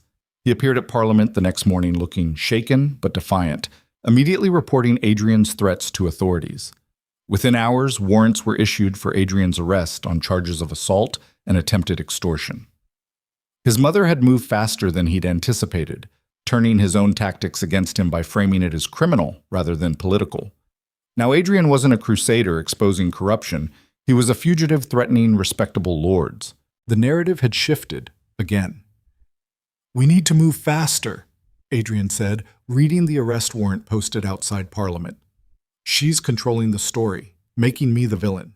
If I'm going to be labeled a criminal anyway, I might as well earn it. Meaning what? Evelyn asked. Meaning we stop threatening and start acting, Adrian replied grimly. Tonight, multiple targets simultaneously. Make it so chaotic she can't control all the narratives at once. That's extremely risky. Everything about this is risky. Adrian turned to her. But we're out of time for careful strategy. Either we force a crisis that exposes her network, or we run out of London before the authorities find us." Evelyn studied him, then nodded. "What do you need?" What followed was 12 hours of desperate preparation. Adrian used remaining aristocratic contacts to acquire supplies, accelerants, tools, documents needed for what he had planned. Evelyn coordinated timing and locations through messenger networks she'd built during years covering London's underworld. By evening, everything was ready. 3 targets, 3 simultaneous strikes, each designed to expose different aspects of his mother's conspiracy while creating enough chaos that suppression became impossible. Target 1. Lord Pemberton's warehouse in Docklands, storage for construction supplies used in the consortium projects where workers had died. Adrian planned to burn it, not randomly, but after documenting safety violations and posting them publicly. Make the connection between negligence and consequences impossible to ignore. Target 2. The private club where his mother's network met monthly to coordinate operations. Adrian would expose their meeting tonight, force them into public view, document who attended, create evidence that parliamentary privilege couldn't dismiss as hearsay. Target 3. His mother herself. Adrian planned to confront her directly, publicly, force her to either deny accusations in front of witnesses or reveal herself through reaction. 3 strikes, 3 opportunities for something to go catastrophically wrong. They split up. Evelyn took the warehouse. She had experience with deliberate fires from investigating industrial accidents. Adrian took the club infiltration. His aristocratic training let him move through that world invisibly. And for his mother, he would go alone. That confrontation needed to be personal. Blackthorn Manor looked exactly as it always had. Imposing. Perfect. Every window lit like eyes watching London sprawl beneath it. Adrian had grown up in those halls, walked those corridors, absorbed lessons about duty and legacy in rooms that smelled like old money and older lies. Coming back felt like stepping into a mausoleum built around his childhood. He entered through the servant's entrance he'd used when sneaking out as a boy. The house was quiet, most staff dismissed early at his mother's orders. She'd anticipated he might come. Was probably waiting. Good. This worked better if she knew he was there. Adrian moved through familiar rooms transformed by new understanding. The portrait gallery where Blackthorn ancestors stared down with aristocratic judgment. How many of them had been murderers too? The library where his father had taught him chess. Had he known his wife was poisoning him slowly, or had he died still believing she loved him? The study where Margaret had drilled him on parliamentary procedure. Had she been training him or creating a weapon she'd eventually need to eliminate? Every memory was infected now, recontextualized by truth that made nostalgia impossible. He found her in the drawing room, standing by the fireplace, perfectly composed, as if expecting a social visit rather than confrontation with the son she'd tried to murder. "Adrian," she said without turning, "I knew you'd come eventually. Sentiment always was your weakness." "Not sentiment," Adrian corrected, stepping into the light. "Completion. I came to finish what we started." Margaret turned then, and Adrian was struck by how unchanged she looked. Still immaculate, still controlled, still radiating the absolute certainty that she was right and the world simply needed to accept that. "You're making such unnecessary trouble," she observed, "threatening Charles, planning whatever havoc you've orchestrated tonight. None of it will change anything. The system protects itself. You cannot dismantle from outside what you failed to understand from within." "I understand it perfectly," Adrian said. "You built a murder network, maintained it through fear and strategic violence, eliminated anyone threatening your control, including your own husband when he developed a conscience." "Your father was weak," Margaret said dismissively. "Like you. Too concerned with abstract morality to recognize that power requires difficult choices. I did what was necessary to preserve our family's position. You murdered him. I prioritized the Blackthorn legacy over one individual, even my husband. That's not murder. That's strategic sacrifice for the greater good." The casual justification was staggering. Adrian had known intellectually that his mother was capable of rationalizing anything, but hearing her dismiss his father's death as strategic sacrifice felt like a physical blow. "There is no greater good," Adrian said quietly. "Just you maintaining control by convincing yourself everyone else's life matters less than your ambition." "And you're different?" Margaret challenged. "You've spent the last week threatening lords, planning violence, becoming exactly what you claim to oppose. The only distinction between us is I'm honest about what I am. You're still pretending your brutality serves some higher purpose. The observation struck home because it was true.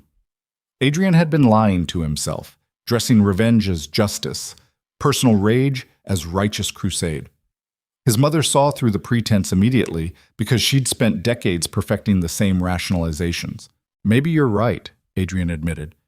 Maybe I have become exactly like you. The difference is I'm willing to destroy myself along with your network. You're trying to preserve your position. I'm just trying to make sure you can't hurt anyone else. By hurting everyone, Margaret replied.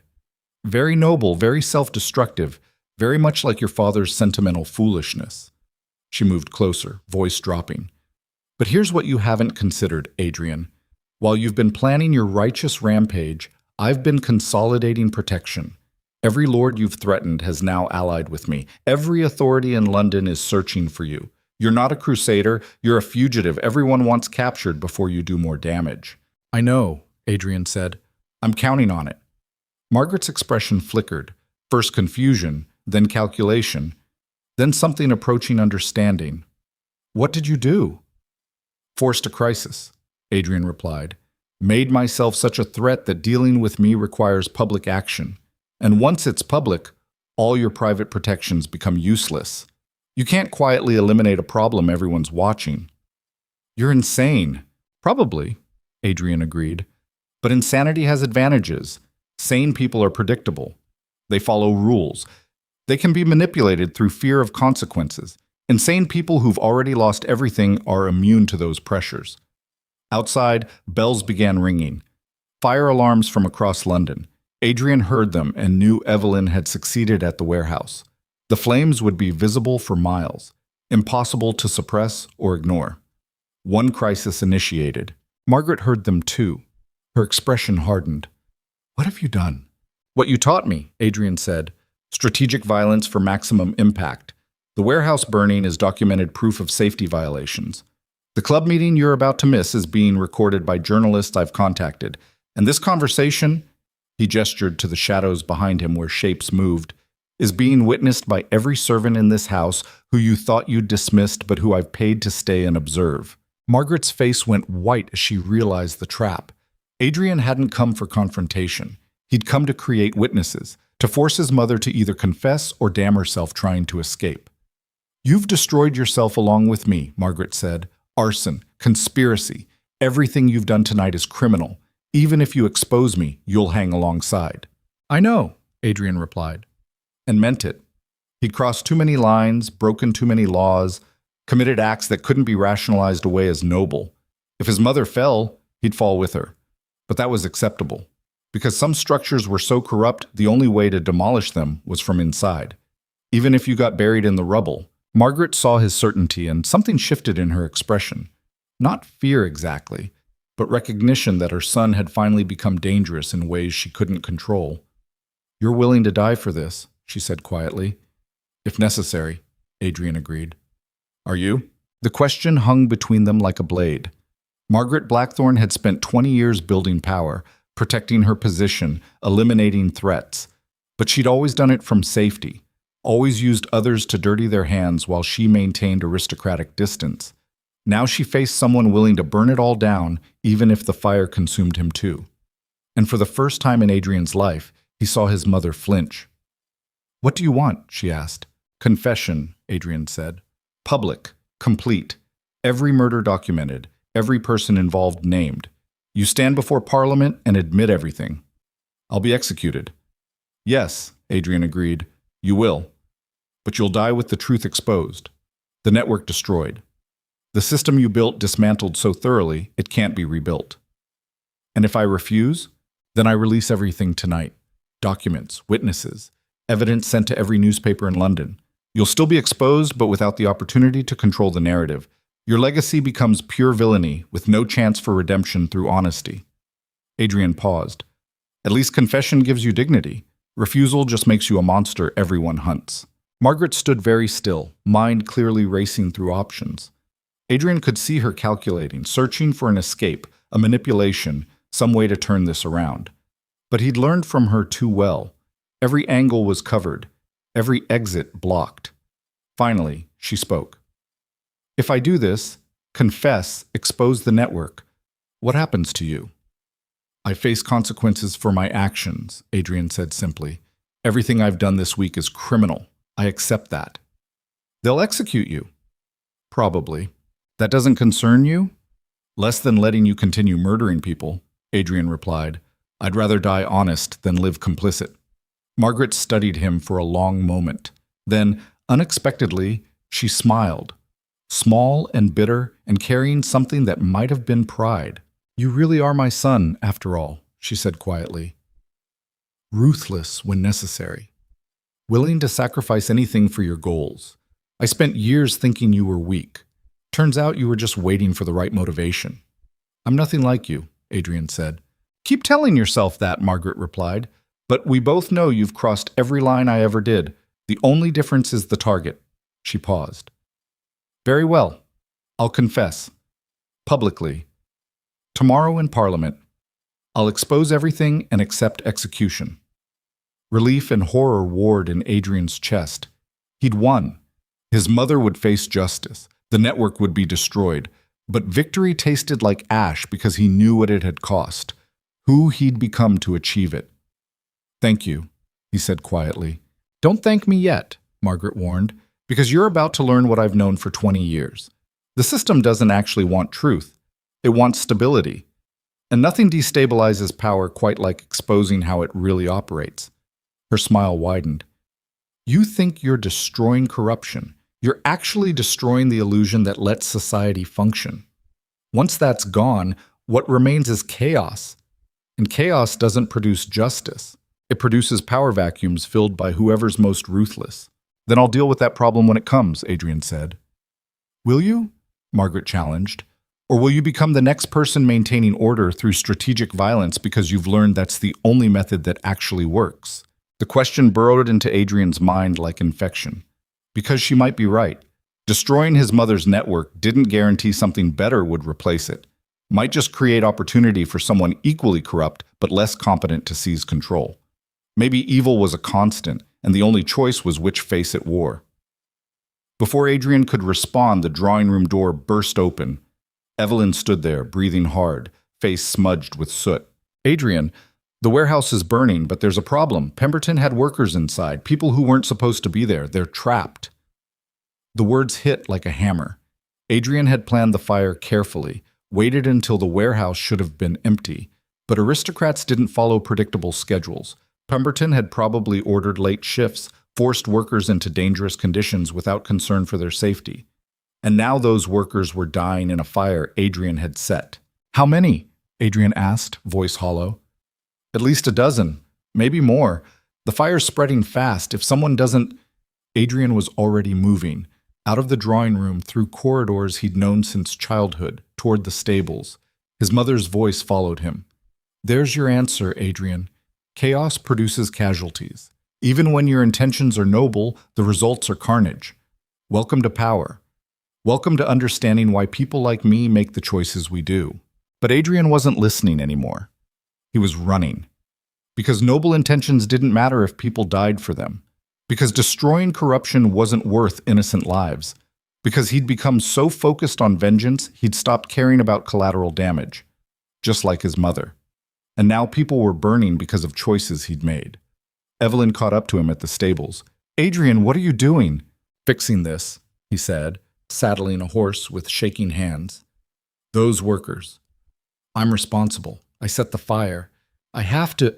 You can't save them, Evelyn interrupted. The fire's too advanced. Going in there is suicide. Then I'll die trying, Adrian shot back, because the alternative is living knowing I killed innocent people for my personal vendetta. Your mother killed people, Evelyn argued. You were stopping her. Those deaths aren't on you. They're absolutely on me, Adrian said harshly. I knew there was risk. I accepted it because revenge mattered more than caution. That makes me responsible. He mounted the horse. I won't become my mother by rationalizing away consequences. I won't.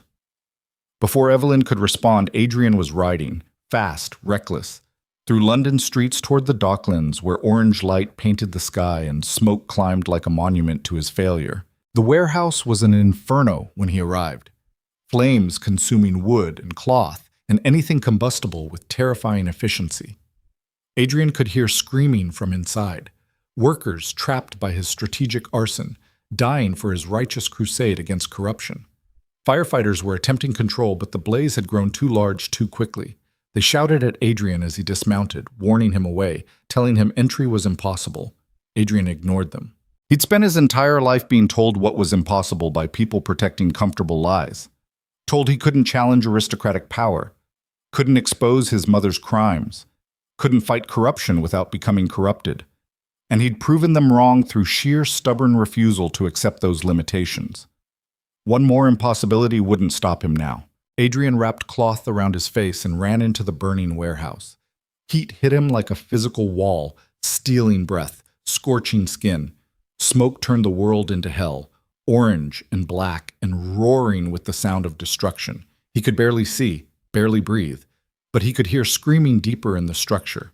Workers trapped by collapsed timbers, surrounded by flames, waiting for death. Adrian pushed toward the sound, using memories of warehouse layouts from consortium documents to navigate through chaos.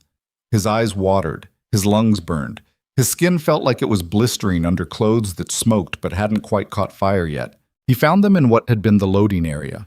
7 workers, men and women both, huddled behind overturned equipment that provided minimal protection from the inferno surrounding them. They looked up when Adrian appeared, hope and terror warring in their expressions. "Come on!" Adrian shouted over the roar. "I know a way out!" He didn't know. Not really. But certainty was sometimes more valuable than truth when people needed leadership through disaster. Adrian led them through burning corridors, choosing paths more by instinct than knowledge. Twice they hit dead ends where fire blocked passage. 3 times Adrian thought they were lost, trapped, about to die in flames he'd set. But desperation made him creative, anger made him reckless, and the absolute refusal to let innocent people die for his choices made him push through obstacles that should have been fatal. They reached a side exit, half blocked by debris but passable. Adrian hauled burning timber aside with bare hands, ignoring pain that felt distant and theoretical compared to the necessity of escape. The workers squeezed through, one by one, until all 7 were outside breathing smoke-filled but blessedly cool air. Adrian followed last, stumbling into the street just as a section of roof collapsed behind him. He'd made it. They'd made it. Nobody had died. Then his legs gave out and he collapsed onto cobblestones, finally allowing himself to feel the burns covering his hands and arms, the smoke damage to his lungs, the exhaustion of someone who'd just walked through hell and somehow emerged intact. Evelyn was there immediately, checking him for serious injury, saying things Adrian couldn't quite process through the ringing in his ears and the realization of how close he'd come to failing completely. "You're insane," she said, voice thick with emotion that might have been anger or relief or both. "Completely insane. That was necessary," Adrian finished, coughing. "I caused this. I had to. You nearly died." "Better than living as a murderer," Adrian replied. Someone else approached, one of the workers he'd saved. A woman, maybe 30, face smudged with soot and eyes fierce with something Adrian couldn't identify. She knelt beside him. "You're the Duke," she said. Not a question. "Yes," Adrian admitted. "They're saying you set this fire, that you're a criminal trying to hurt us." Adrian looked at her and decided truth was the only option remaining. "I did set it, not to hurt you, to expose corruption, but I made a terrible mistake. I'm sorry." The woman studied him, then unexpectedly smiled. "My brother died at Southwark. Scaffolding collapsed 3 years ago. Your consortium paid my mother £30 and told her to keep quiet." She paused. "I'm glad someone's finally making them pay, even if the method is messy." She stood and walked away, leaving Adrian staring after her in something like shock, because he'd expected rage, accusations. Instead, he got understanding from someone who'd lived with aristocratic cruelty her entire life and recognized justice even when delivered through questionable means. Maybe his mother was right. Maybe the system was so corrupt that fighting it required becoming terrible. Maybe noble intentions didn't matter, only results. Or maybe, the difference was caring enough to walk into fire to save people your choices had endangered, accepting responsibility instead of rationalizing it away. being willing to die correcting your mistakes instead of letting others suffer for them. That was the line between becoming his mother and remaining himself. Not the methods, not the violence, but the willingness to accept consequences instead of deflecting them. Adrian could live with that distinction, or die with it, if necessary. He struggled to his feet, ignoring Evelyn's protests and the pain radiating through his burned hands. "We need to get back to the manor. My mother's supposed to confess tomorrow. I need to make sure she follows through." "Adrian, you're injured. You need medical—" "I need to finish this," Adrian interrupted. "Then I'll worry about survival." They returned to Blackthorn Manor as dawn broke over London. The city was waking to news of the warehouse fire, of aristocratic fugitives, of scandals that would dominate conversation for weeks. Adrian's name was being spoken in drawing rooms and taverns alike, some calling him hero, others villain, most simply confused about what was actually happening. The truth, as always, was more complicated than either narrative. Margaret was waiting in the entrance hall when they arrived, still composed, still controlled, but something in her expression suggested she'd heard about the warehouse, about Adrian running into fire to save workers. "You rescued them," she said quietly. "Yes," Adrian replied, "even though it endangered your plan, even though it revealed your location to authorities." "Yes." Margaret looked at him with something that might have been respect. "I would have let them burn, acceptable casualties for strategic objectives." She paused. "That's the difference between us. I understand necessary sacrifice. You're still bound by sentiment." "If that's sentiment," Adrian said, "then I'll take it over your strategic sociopathy every time." "We'll see," Margaret replied. "We'll see whether your conscience survives when consequences arrive." The words hung ominous as church bells began ringing across London, calling Parliament to session, where Margaret Blackthorn would either confess everything as promised or reveal one final betrayal. Adrian didn't know which to expect. His mother was cornered, but that made her most dangerous. Like any predator facing death, she might decide taking everyone else down was preferable to going alone. All he could do was attend Parliament and hope the pressure had been sufficient. Hope that fear of exposure outweighed her instinct for self-preservation. They arrived at Parliament as lords were assembling. Adrian's appearance caused immediate commotion, fugitive returning to the scene. But before guards could arrest him, Margaret stood. "I have a statement," she said calmly. "A confession regarding activities over the past 20 years. The chamber went silent, and Margaret Blackthorn began speaking, methodically, precisely, naming every crime, every murder, every person involved in her conspiracy, implicating lords and judges and bankers, providing dates and documentation and testimony so detailed it couldn't be dismissed. She was destroying herself, publicly, completely, just as she'd promised. Adrian watched, feeling nothing. No satisfaction, no victory. Just exhausted recognition that this was necessary but cost more than he'd anticipated. His mother would hang, her allies would be prosecuted. The entire aristocratic network would face consequences. But Adrian would hang too. His crimes, arson, assault, destruction of property, couldn't be excused by noble intentions. He'd broken too many laws, hurt too many people, crossed too many lines. Justice didn't distinguish between righteous criminals and regular ones. As Margaret finished her confession and parliamentary guards moved to arrest her, she caught Adrian's eye across the chamber, smiled slightly, and mouthed two words. "Well played." Because even in defeat, she recognized the strategy. The manipulation, the willingness to sacrifice everything for victory. All the lessons she'd taught him, finally applied against their teacher. Adrian had become exactly what she'd trained him to be, just aimed in the direction she'd never anticipated. Guards moved toward Adrian next. He didn't resist, just stood as they placed shackles around his burned wrists and led him from the chamber.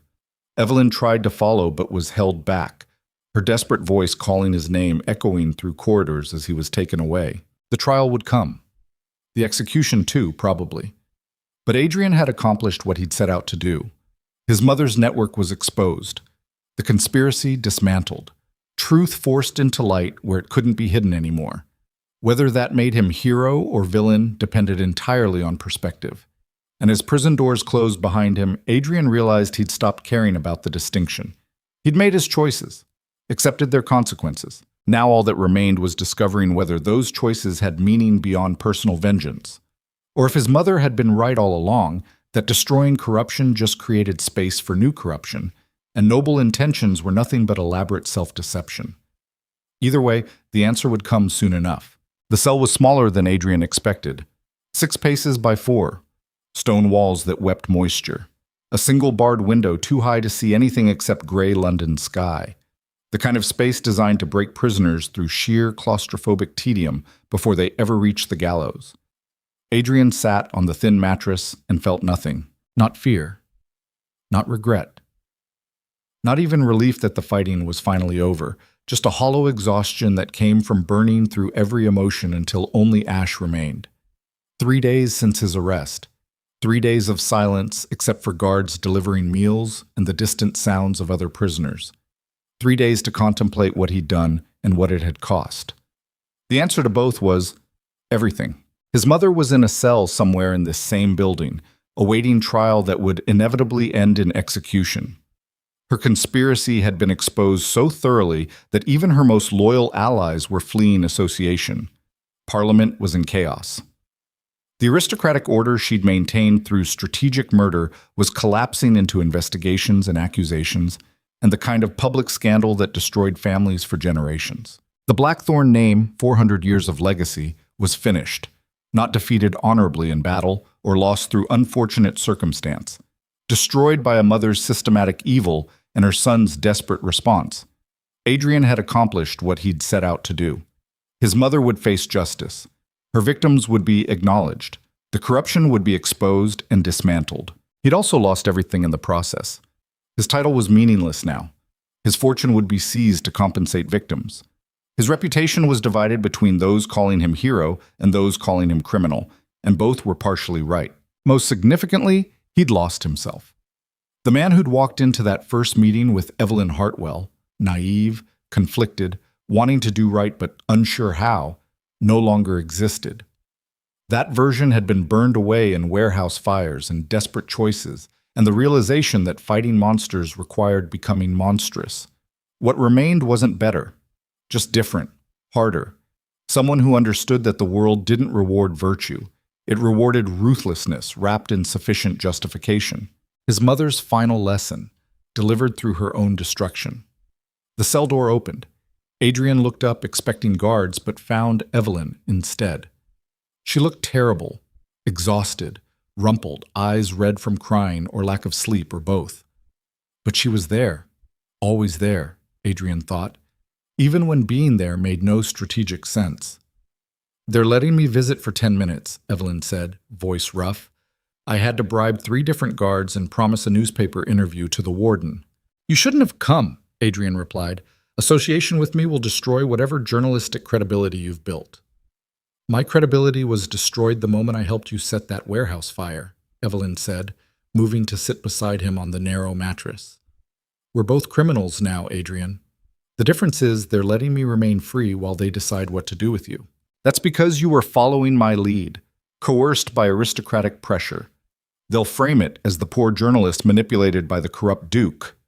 Adrian's voice was flat. "It's a convenient narrative that lets them punish me while portraying you as victim. Accept it. Rebuild your life." "I don't want to rebuild without you in it," Evelyn said quietly. The words hung between them, carrying weight Adrian couldn't process. Because wanting her, wanting anything beyond simple survival, felt like a luxury he'd forfeited when he'd chosen vengeance over virtue. "There is no me after this," Adrian said. "Even if they don't execute me, the person you knew is gone. Burned away in choices that can't be undone. What remains isn't worth wanting." "Let me decide what's worth wanting," Evelyn countered. She took his bandaged hand carefully, mindful of burns still healing. "You walked into fire to save people, Adrian. You risked everything to expose corruption. You chose conscience over comfort repeatedly, even when it cost you everything. That person, that's who I see, not some monster you've convinced yourself you've become." "I set that fire," Adrian said harshly. "I threatened lords. I used violence and intimidation and every corrupt method I claimed to oppose. I'm exactly what my mother was, just aimed at different targets." "No," Evelyn replied firmly. "Your mother never would have run into that warehouse. She'd have let them burn and rationalized it as necessary sacrifice. You nearly died saving them because you couldn't live with yourself otherwise. That difference, that's everything. Adrian wanted to believe her, wanted to think the line between strategic cruelty and systematic evil was defined by willingness to accept consequences. But he'd spent 3 days replaying every choice, every moment where he could have stopped and chosen differently, and the conclusion was inescapable. He'd become what he'd fought. The methods had consumed the purpose, and now he'd have to live or die with that knowledge. The trial starts in 2 days, Adrian said, changing subjects because examining his own moral collapse was too exhausting. They're trying my mother first, then me. Given the evidence, both verdicts are foregone conclusions. Lord Pembroke is arguing for leniency in your case, Evelyn offered, claiming you were instrumental in exposing the conspiracy, that your actions, while illegal, served the public good. Pembroke is protecting his own interests, Adrian replied. If I'm executed as a criminal, it delegitimizes the evidence I provided. Better to frame me as a troubled hero who went too far. Keeps the scandal focused on my mother while preserving parliamentary credibility. That's cynical. That's accurate. Adrian looked at her. I've spent my entire life learning how aristocratic power operates. They'll use me however serves their purposes, then discard me once I'm no longer useful. Expecting anything else is naive. Evelyn studied him with those sharp gray eyes that had first made Adrian feel truly seen. What happened to you in here? 3 days ago, you were willing to sacrifice yourself for justice. Now you sound like you've given up entirely. I haven't given up, Adrian said quietly. I've just stopped pretending my motivations were noble. I wanted revenge against my mother. I wanted to hurt the system that crushed people like your father.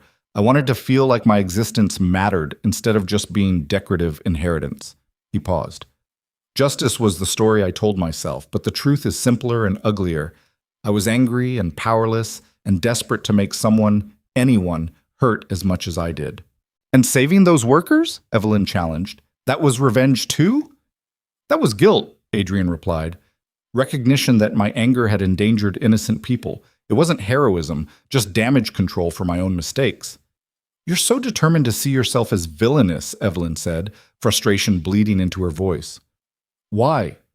What purpose does it serve to reject any possibility that your actions had meaning beyond personal rage? Because meaning implies purpose, Adrian thought, and purpose implies my suffering accomplished something valuable, and I can't reconcile that with who I had to become to achieve it. But what he said was simpler. Because if my actions had genuine meaning, then everyone I hurt along the way becomes justified sacrifice, and I refuse to rationalize casualties the way my mother did. Better to accept I'm simply another aristocrat who caused harm, regardless of intention. Evelyn opened her mouth to argue, but the cell door opened again. A guard stood there, expression apologetic but firm. Time's up, miss. Duke has another visitor. Who? Adrian asked, surprised. He'd expected no one beyond Evelyn. Didn't give a name, just said it was family business. Adrian's stomach dropped. Only one person that description could apply to. The guard stepped aside and Celeste Ashbury entered the cell, moving with the careful precision of someone navigating hostile territory. She looked different. Harder. The soft aristocratic polish had been replaced by something more severe. Her dress was dark blue, mourning colors. Her hair pulled back tightly. No jewelry. No performance of gentility. She looked like someone who'd spent weeks watching her entire world collapse and emerged angrier for it. Lady Celeste, Adrian said carefully. I didn't expect... No one expects me, Celeste interrupted. I'm the abandoned fiancé, the tragic figure left behind when the Duke chose his crusade over his duty. Everyone's very sympathetic and completely dismissive. Her voice carried acid. But I didn't come for sympathy. I came because we need to talk. Alone. She looked pointedly at Evelyn, who bristled. Anything you have to say can be said in front of me. Can it? Celeste's smile was cold. Because I doubt Adrian wants you hearing about certain arrangements we'd discussed before he decided playing revolutionary was more important than maintaining appearances. The threat was subtle but clear.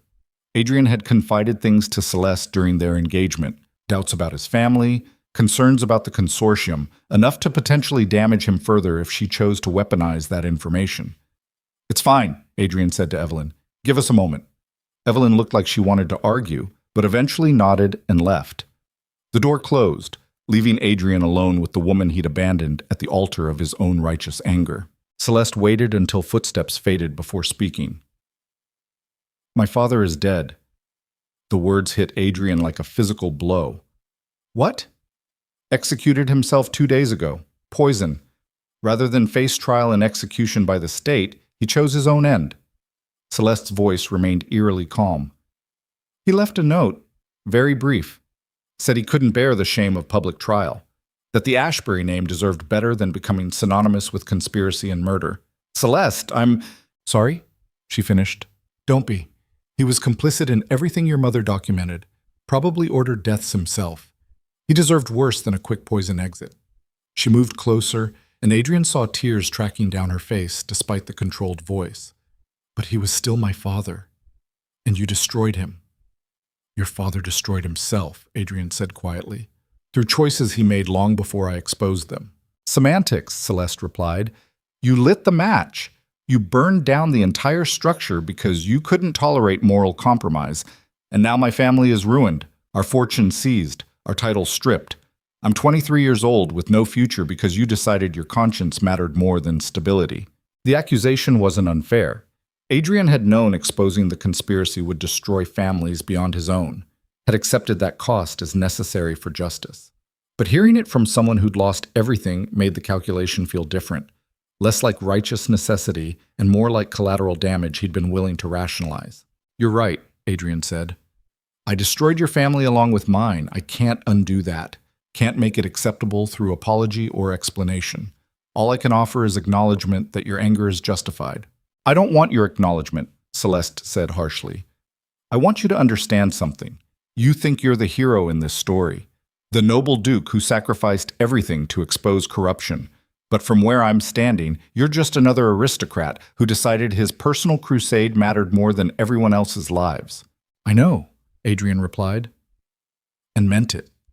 Because she was describing exactly what he'd spent 3 days recognizing, that his actions, however justified in his own mind, had been fundamentally selfish, pursuing personal vengeance while pretending it served higher purpose. His mother had been right about that too. They were more similar than different, both willing to destroy anything threatening their goals, both convinced their choices served necessary ends. The only distinction was Adrian's conscience made him suffer for it, while Margaret's hadn't. Whether that made him better or just weaker was still unclear. "So what happens now?" Adrian asked. "You came here for more than just accusation." "I came to tell you I'm testifying at your trial," Celeste said, "against you. I'm going to describe every conversation we had, every doubt you expressed, every moment you revealed your contempt for the system you were born into." She paused. "I'm going to make sure they understand you weren't a reluctant hero.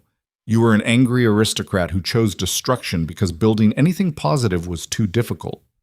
"That's your right," Adrian said, "and probably accurate." Celeste looked at him for a long moment, clearly expecting argument or defense. When none came, confusion flickered across her features. "You're not going to fight this? What would be the point?" Adrian asked. "You're right. I was angry. I did choose destruction. Fighting that characterization doesn't make it less true, just less honest." He met her eyes. "I'm done pretending my motivations were pure. If destroying me publicly helps you process what happened to your father, then do it. I won't resist." "That's not—" Celeste stopped, frustration warring with something else in her expression. "You're supposed to defend yourself. Argue that your actions were justified. Give me a reason to hate you completely instead of this confused mess where you're simultaneously monster and victim." "I can't give you that," Adrian replied gently, "because I don't know which I am either. Maybe both. Maybe neither. All I know is people suffered because of choices I made, and accepting responsibility means not hiding behind convenient narratives." Celeste stood there, anger deflating into something that looked like exhaustion. Finally, she spoke again, voice softer. "I loved you once, when we were children, before everything became strategy and arrangement and performance. I looked at you and thought maybe we could build something real despite how it started." She paused. "Then you met her, that journalist.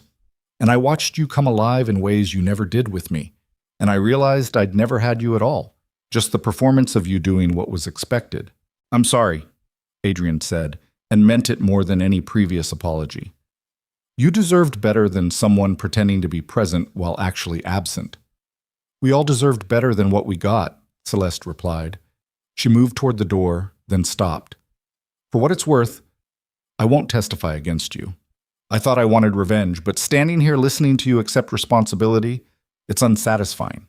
You're already destroying yourself more efficiently than I could. She left without waiting for response, and Adrian sat alone with the recognition that even his attempt at accepting consequences was somehow inadequate, because true responsibility would mean offering defense, fighting for survival, demonstrating that he valued his own life enough to protect it. Instead, he was passively accepting punishment, like penance could somehow retroactively justify choices that remained fundamentally selfish. His mother would have been disgusted by that weakness. His father would have been heartbroken by the necessity of it. Adrian was simply tired. The trial began on a Tuesday morning with all the pageantry Parliament could muster. Public gallery packed with journalists, aristocrats, and common citizens who'd followed the scandal through newspapers. The atmosphere felt less like justice and more like theater, entertainment disguised as governance.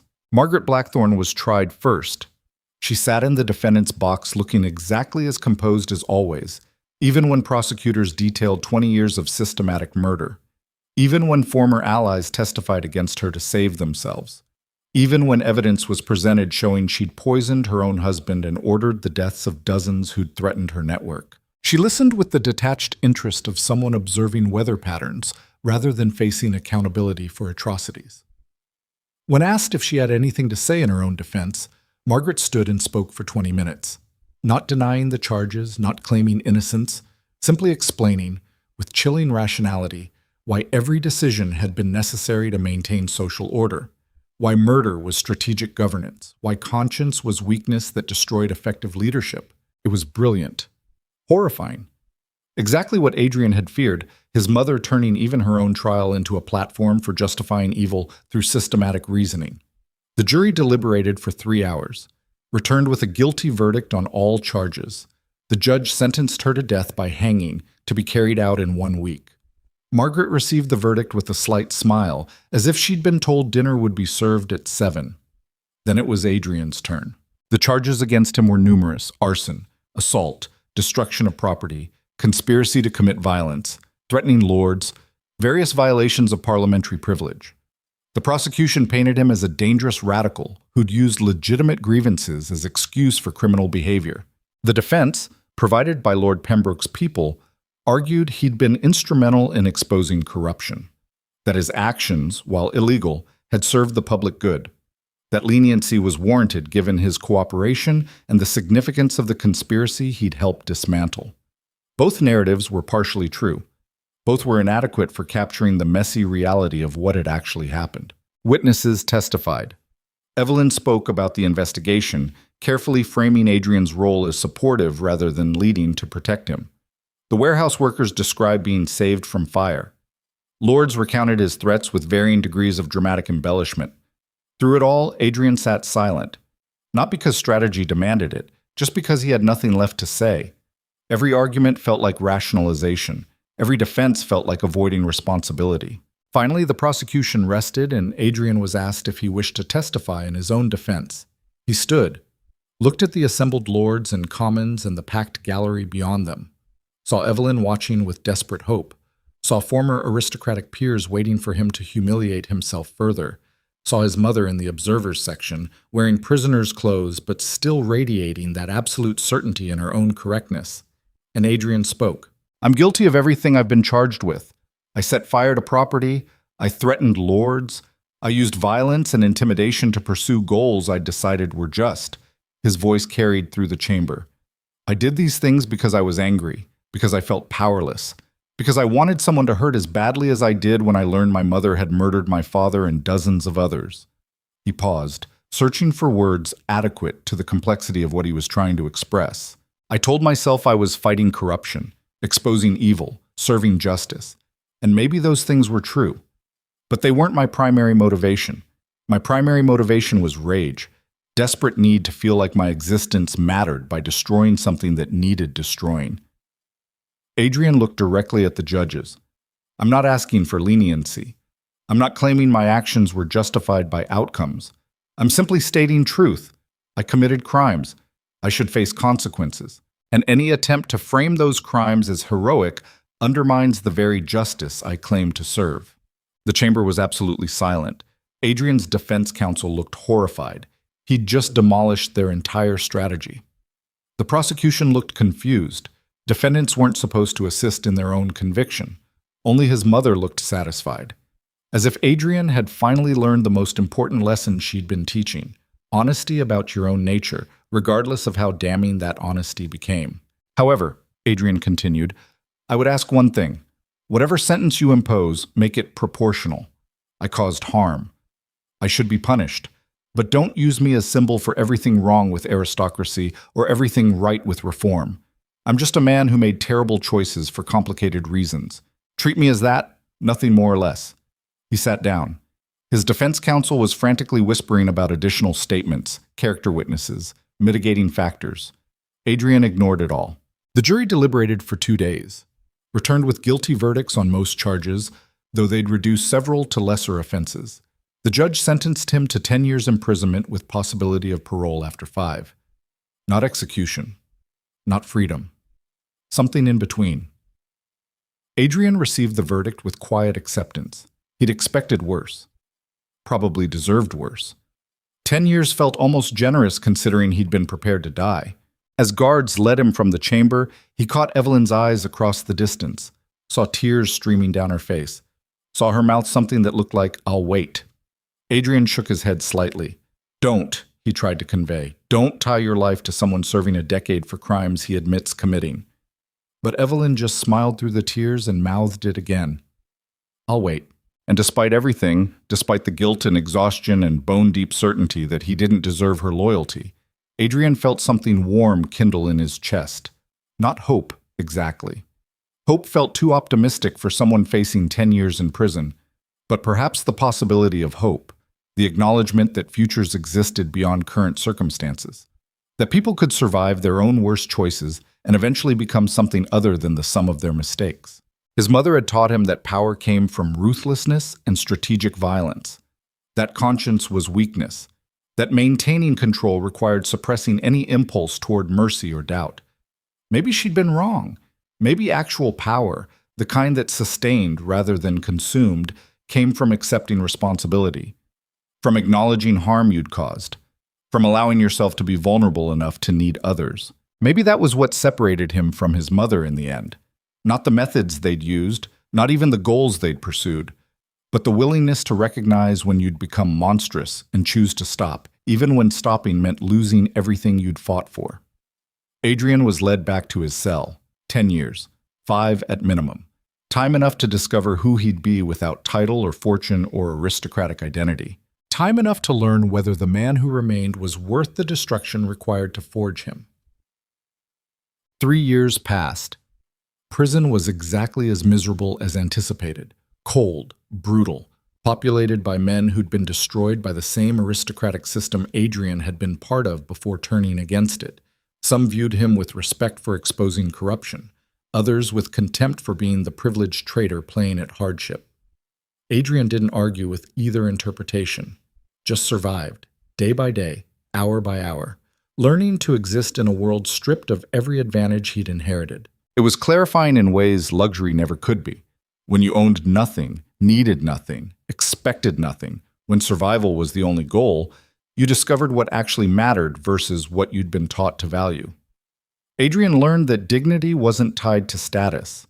That respect came from how you treated people rather than what title you carried. That strength meant enduring without breaking rather than never being tested.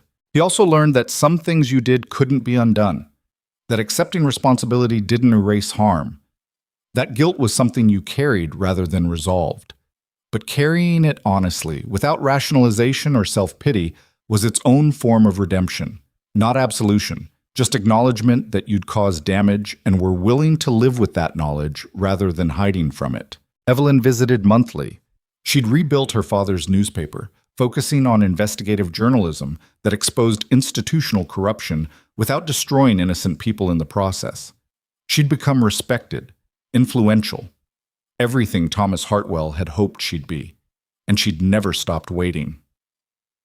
"You should move on," Adrian told her during one visit. "Find someone who isn't imprisoned for crimes he admits committing, someone whose best years aren't being spent in a cell." "I'll decide who I wait for," Evelyn replied with that familiar stubborn conviction. "You don't get to protect me from my own choices. Even if those choices are objectively bad?" "Especially then," she smiled. "Someone very wise once told me that fighting corruption required being willing to make terrible choices. I'm choosing to wait for you. That's my terrible choice to make." Adrian wanted to argue, wanted to insist she deserved better, but looking at Evelyn Hartwell, still fierce, still unbreakable, still absolutely refusing to let him martyr himself in isolation, he realized arguing was pointless. She'd made her decision the same way he'd made his. All that remained was honoring it through action rather than undermining it through noble-sounding objections. "Thank you," Adrian said quietly, "for not giving up on me when I'd given up on myself." "Someone has to remember who you were before the fire," Evelyn replied. "Might as well be the person who loved you through it." The words hung between them, first explicit acknowledgement of what had been growing since that initial meeting in the Gazette offices. Love born from shared purpose and desperate choices, and the recognition that some people saw through your performance to the person beneath. Adrian had spent 3 years believing he didn't deserve that his crimes disqualified him from connection or affection or any future beyond punishment. But maybe, redemption wasn't about deserving. Maybe it was about accepting that people could love you despite your failures. That mistakes didn't permanently define you if you were willing to grow beyond them. "I love you too," Adrian said, "though I have no idea what that means when I'm imprisoned for 7 more years. "It means I'll be here when you're released," Evelyn replied simply. "And we'll figure out what comes next together, one step at a time, just like everything else we've survived." She left eventually. Visiting hours had limits, but the warmth remained. Adrian carried it back to his cell like coal keeping embers alive through winter. He had 7 years remaining. 7 years to continue the work of becoming someone worth the faith Evelyn maintained. Someone whose past didn't dictate their entire future. It wouldn't be easy. Wouldn't erase what he'd done, but it might transform those actions from endpoint into catalyst, the destruction that cleared ground for something better to grow. His mother had been executed a week after trial. Adrian hadn't attended, hadn't wanted his final memory of her to be governmental murder, however justified. Instead, he'd stayed in his cell and thought about everything she'd taught him, intentionally and otherwise. She'd been right that power required ruthlessness. Wrong that ruthlessness had to be permanent. Right that conscience made you vulnerable. Wrong that vulnerability was weakness. Right that maintaining control required strategic violence. Wrong that control was the goal worth pursuing. Her legacy was ashes and exposed corruption and a family name destroyed so thoroughly it would take generations to rebuild, if it ever did. Adrian's legacy was still being written. Maybe it would be redemption earned through honest acknowledgement of harm. Maybe it would be nothing more than serving his sentence and trying to cause less damage going forward. Maybe it would be something he couldn't yet imagine. Either way, he'd keep writing it, one choice at a time. One day survived. One moment of growth that proved you could become something other than your worst actions. The cell door opened. A guard stood there, one of the ones who'd come to respect Adrian over years of quiet consistency. "Duke," the guard said, then corrected himself. "Adrian, you have another visitor." "I wasn't expecting anyone today," Adrian replied, confused. "Special circumstances. Parliamentary representative. Says it's urgent." Adrian followed the guard to a private visitation room, mind racing through possibilities. Nothing good started with urgent parliamentary visits. Maybe they'd decided 10 years wasn't sufficient. Maybe new charges had surfaced. Maybe... Lord Pembroke sat waiting. Older now, hair completely white, but still carrying that sharp assessment in his eyes. "Your Grace," Pembroke said, then caught himself. "My apologies. I forget you renounced the title." "The title was stripped," Adrian corrected, "along with everything else." "What do you want, Lord Pembroke?" "To offer you a choice," Pembroke replied. "You've served 3 years, demonstrated exemplary behavior, used your time productively. Several lords, myself included, believe you've paid sufficient price for your crimes." "I was sentenced to 10 years. Sentences can be reduced for good behavior in special circumstances, Pembroke said. We're prepared to offer immediate parole. Release you today with conditions. Adrian's stomach twisted with suspicion. What conditions? That you never return to London. That you renounce any claim to Blackthorn properties permanently. That you live under assumed identity and never publicly discuss the events of 3 years ago. Pembroke paused. Essentially, that you disappear. Let the scandal fade. Allow aristocratic reputation to rebuild without your continued presence as reminder. The offer was elegant. They'd get rid of him without the optics of continued persecution. He'd get freedom without the burden of his past constantly defining him. Everyone would win. Except Adrian had spent 3 years learning that running from consequences wasn't redemption, just cowardice in different packaging. No, he said simply. Pembroke looked surprised. You're refusing early release? I'm refusing to disappear conveniently so aristocracy can pretend the corruption never existed, Adrian corrected. I committed crimes. I'm serving time. Cutting that short because my continued imprisonment is politically inconvenient isn't justice. It's the same privileged protection I fought against. That's remarkably principled for someone sitting in prison. Or maybe I've finally learned that principles actually matter when they cost you something, Adrian replied. You can revoke the parole offer. I'll serve my full sentence. And when I'm released legitimately, I'll decide then what I do with my freedom, including whether I stay silent about what happened. Pembroke studied him for a long moment, then, unexpectedly, smiled. Your mother was right about one thing. You are stubborn to the point of self-destruction. He stood. Very well. We'll revisit this when your sentence concludes naturally. Perhaps by then you'll have reconsidered. Perhaps, Adrian agreed. Or perhaps I'll have finally figured out what redemption actually looks like beyond performing it for aristocratic approval. Pembroke left, and Adrian was returned to his cell. He just refused early freedom, chosen continued imprisonment over convenient erasure. On any rational calculation, the decision was idiotic. But rationality wasn't the only metric worth considering. Sometimes the harder path was the only one that didn't compromise everything you'd learned about yourself through suffering. 7 more years. Adrian would serve them fully. Not as punishment exactly, more as completion. Finishing what he'd started not by destroying his mother's network, but by proving you could survive becoming someone you hated and emerge as something better. The window above his bed showed twilight settling over London. Somewhere out there, Evelyn was working at the newspaper, building the future they'd both fought for. Somewhere out there, lives were continuing in the vacuum his mother's conspiracy had left behind. And somewhere in this cell, Adrian Blackthorn, former duke, convicted criminal, man who'd burned his entire world to expose truth, was learning the hardest lesson of all, that survival wasn't enough. That redemption required more than accepting punishment.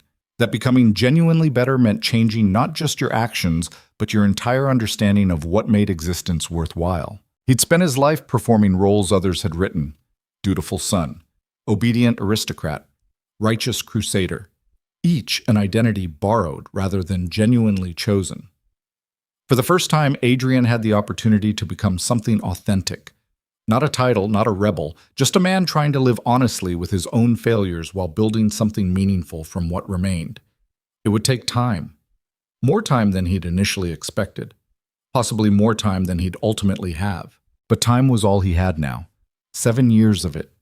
7 years to discover whether the person he'd become through destruction could transform into someone capable of creation. 7 years to learn that the opposite of his mother's legacy wasn't innocence. It was acknowledgement. The willingness to say I caused harm, and I'm committed to causing less going forward, even if that commitment never fully erases what I've done. That was the real difference between them in the end.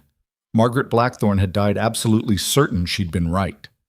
Adrian would live uncertain, questioning, constantly evaluating whether his choices served growth or just rationalized stagnation.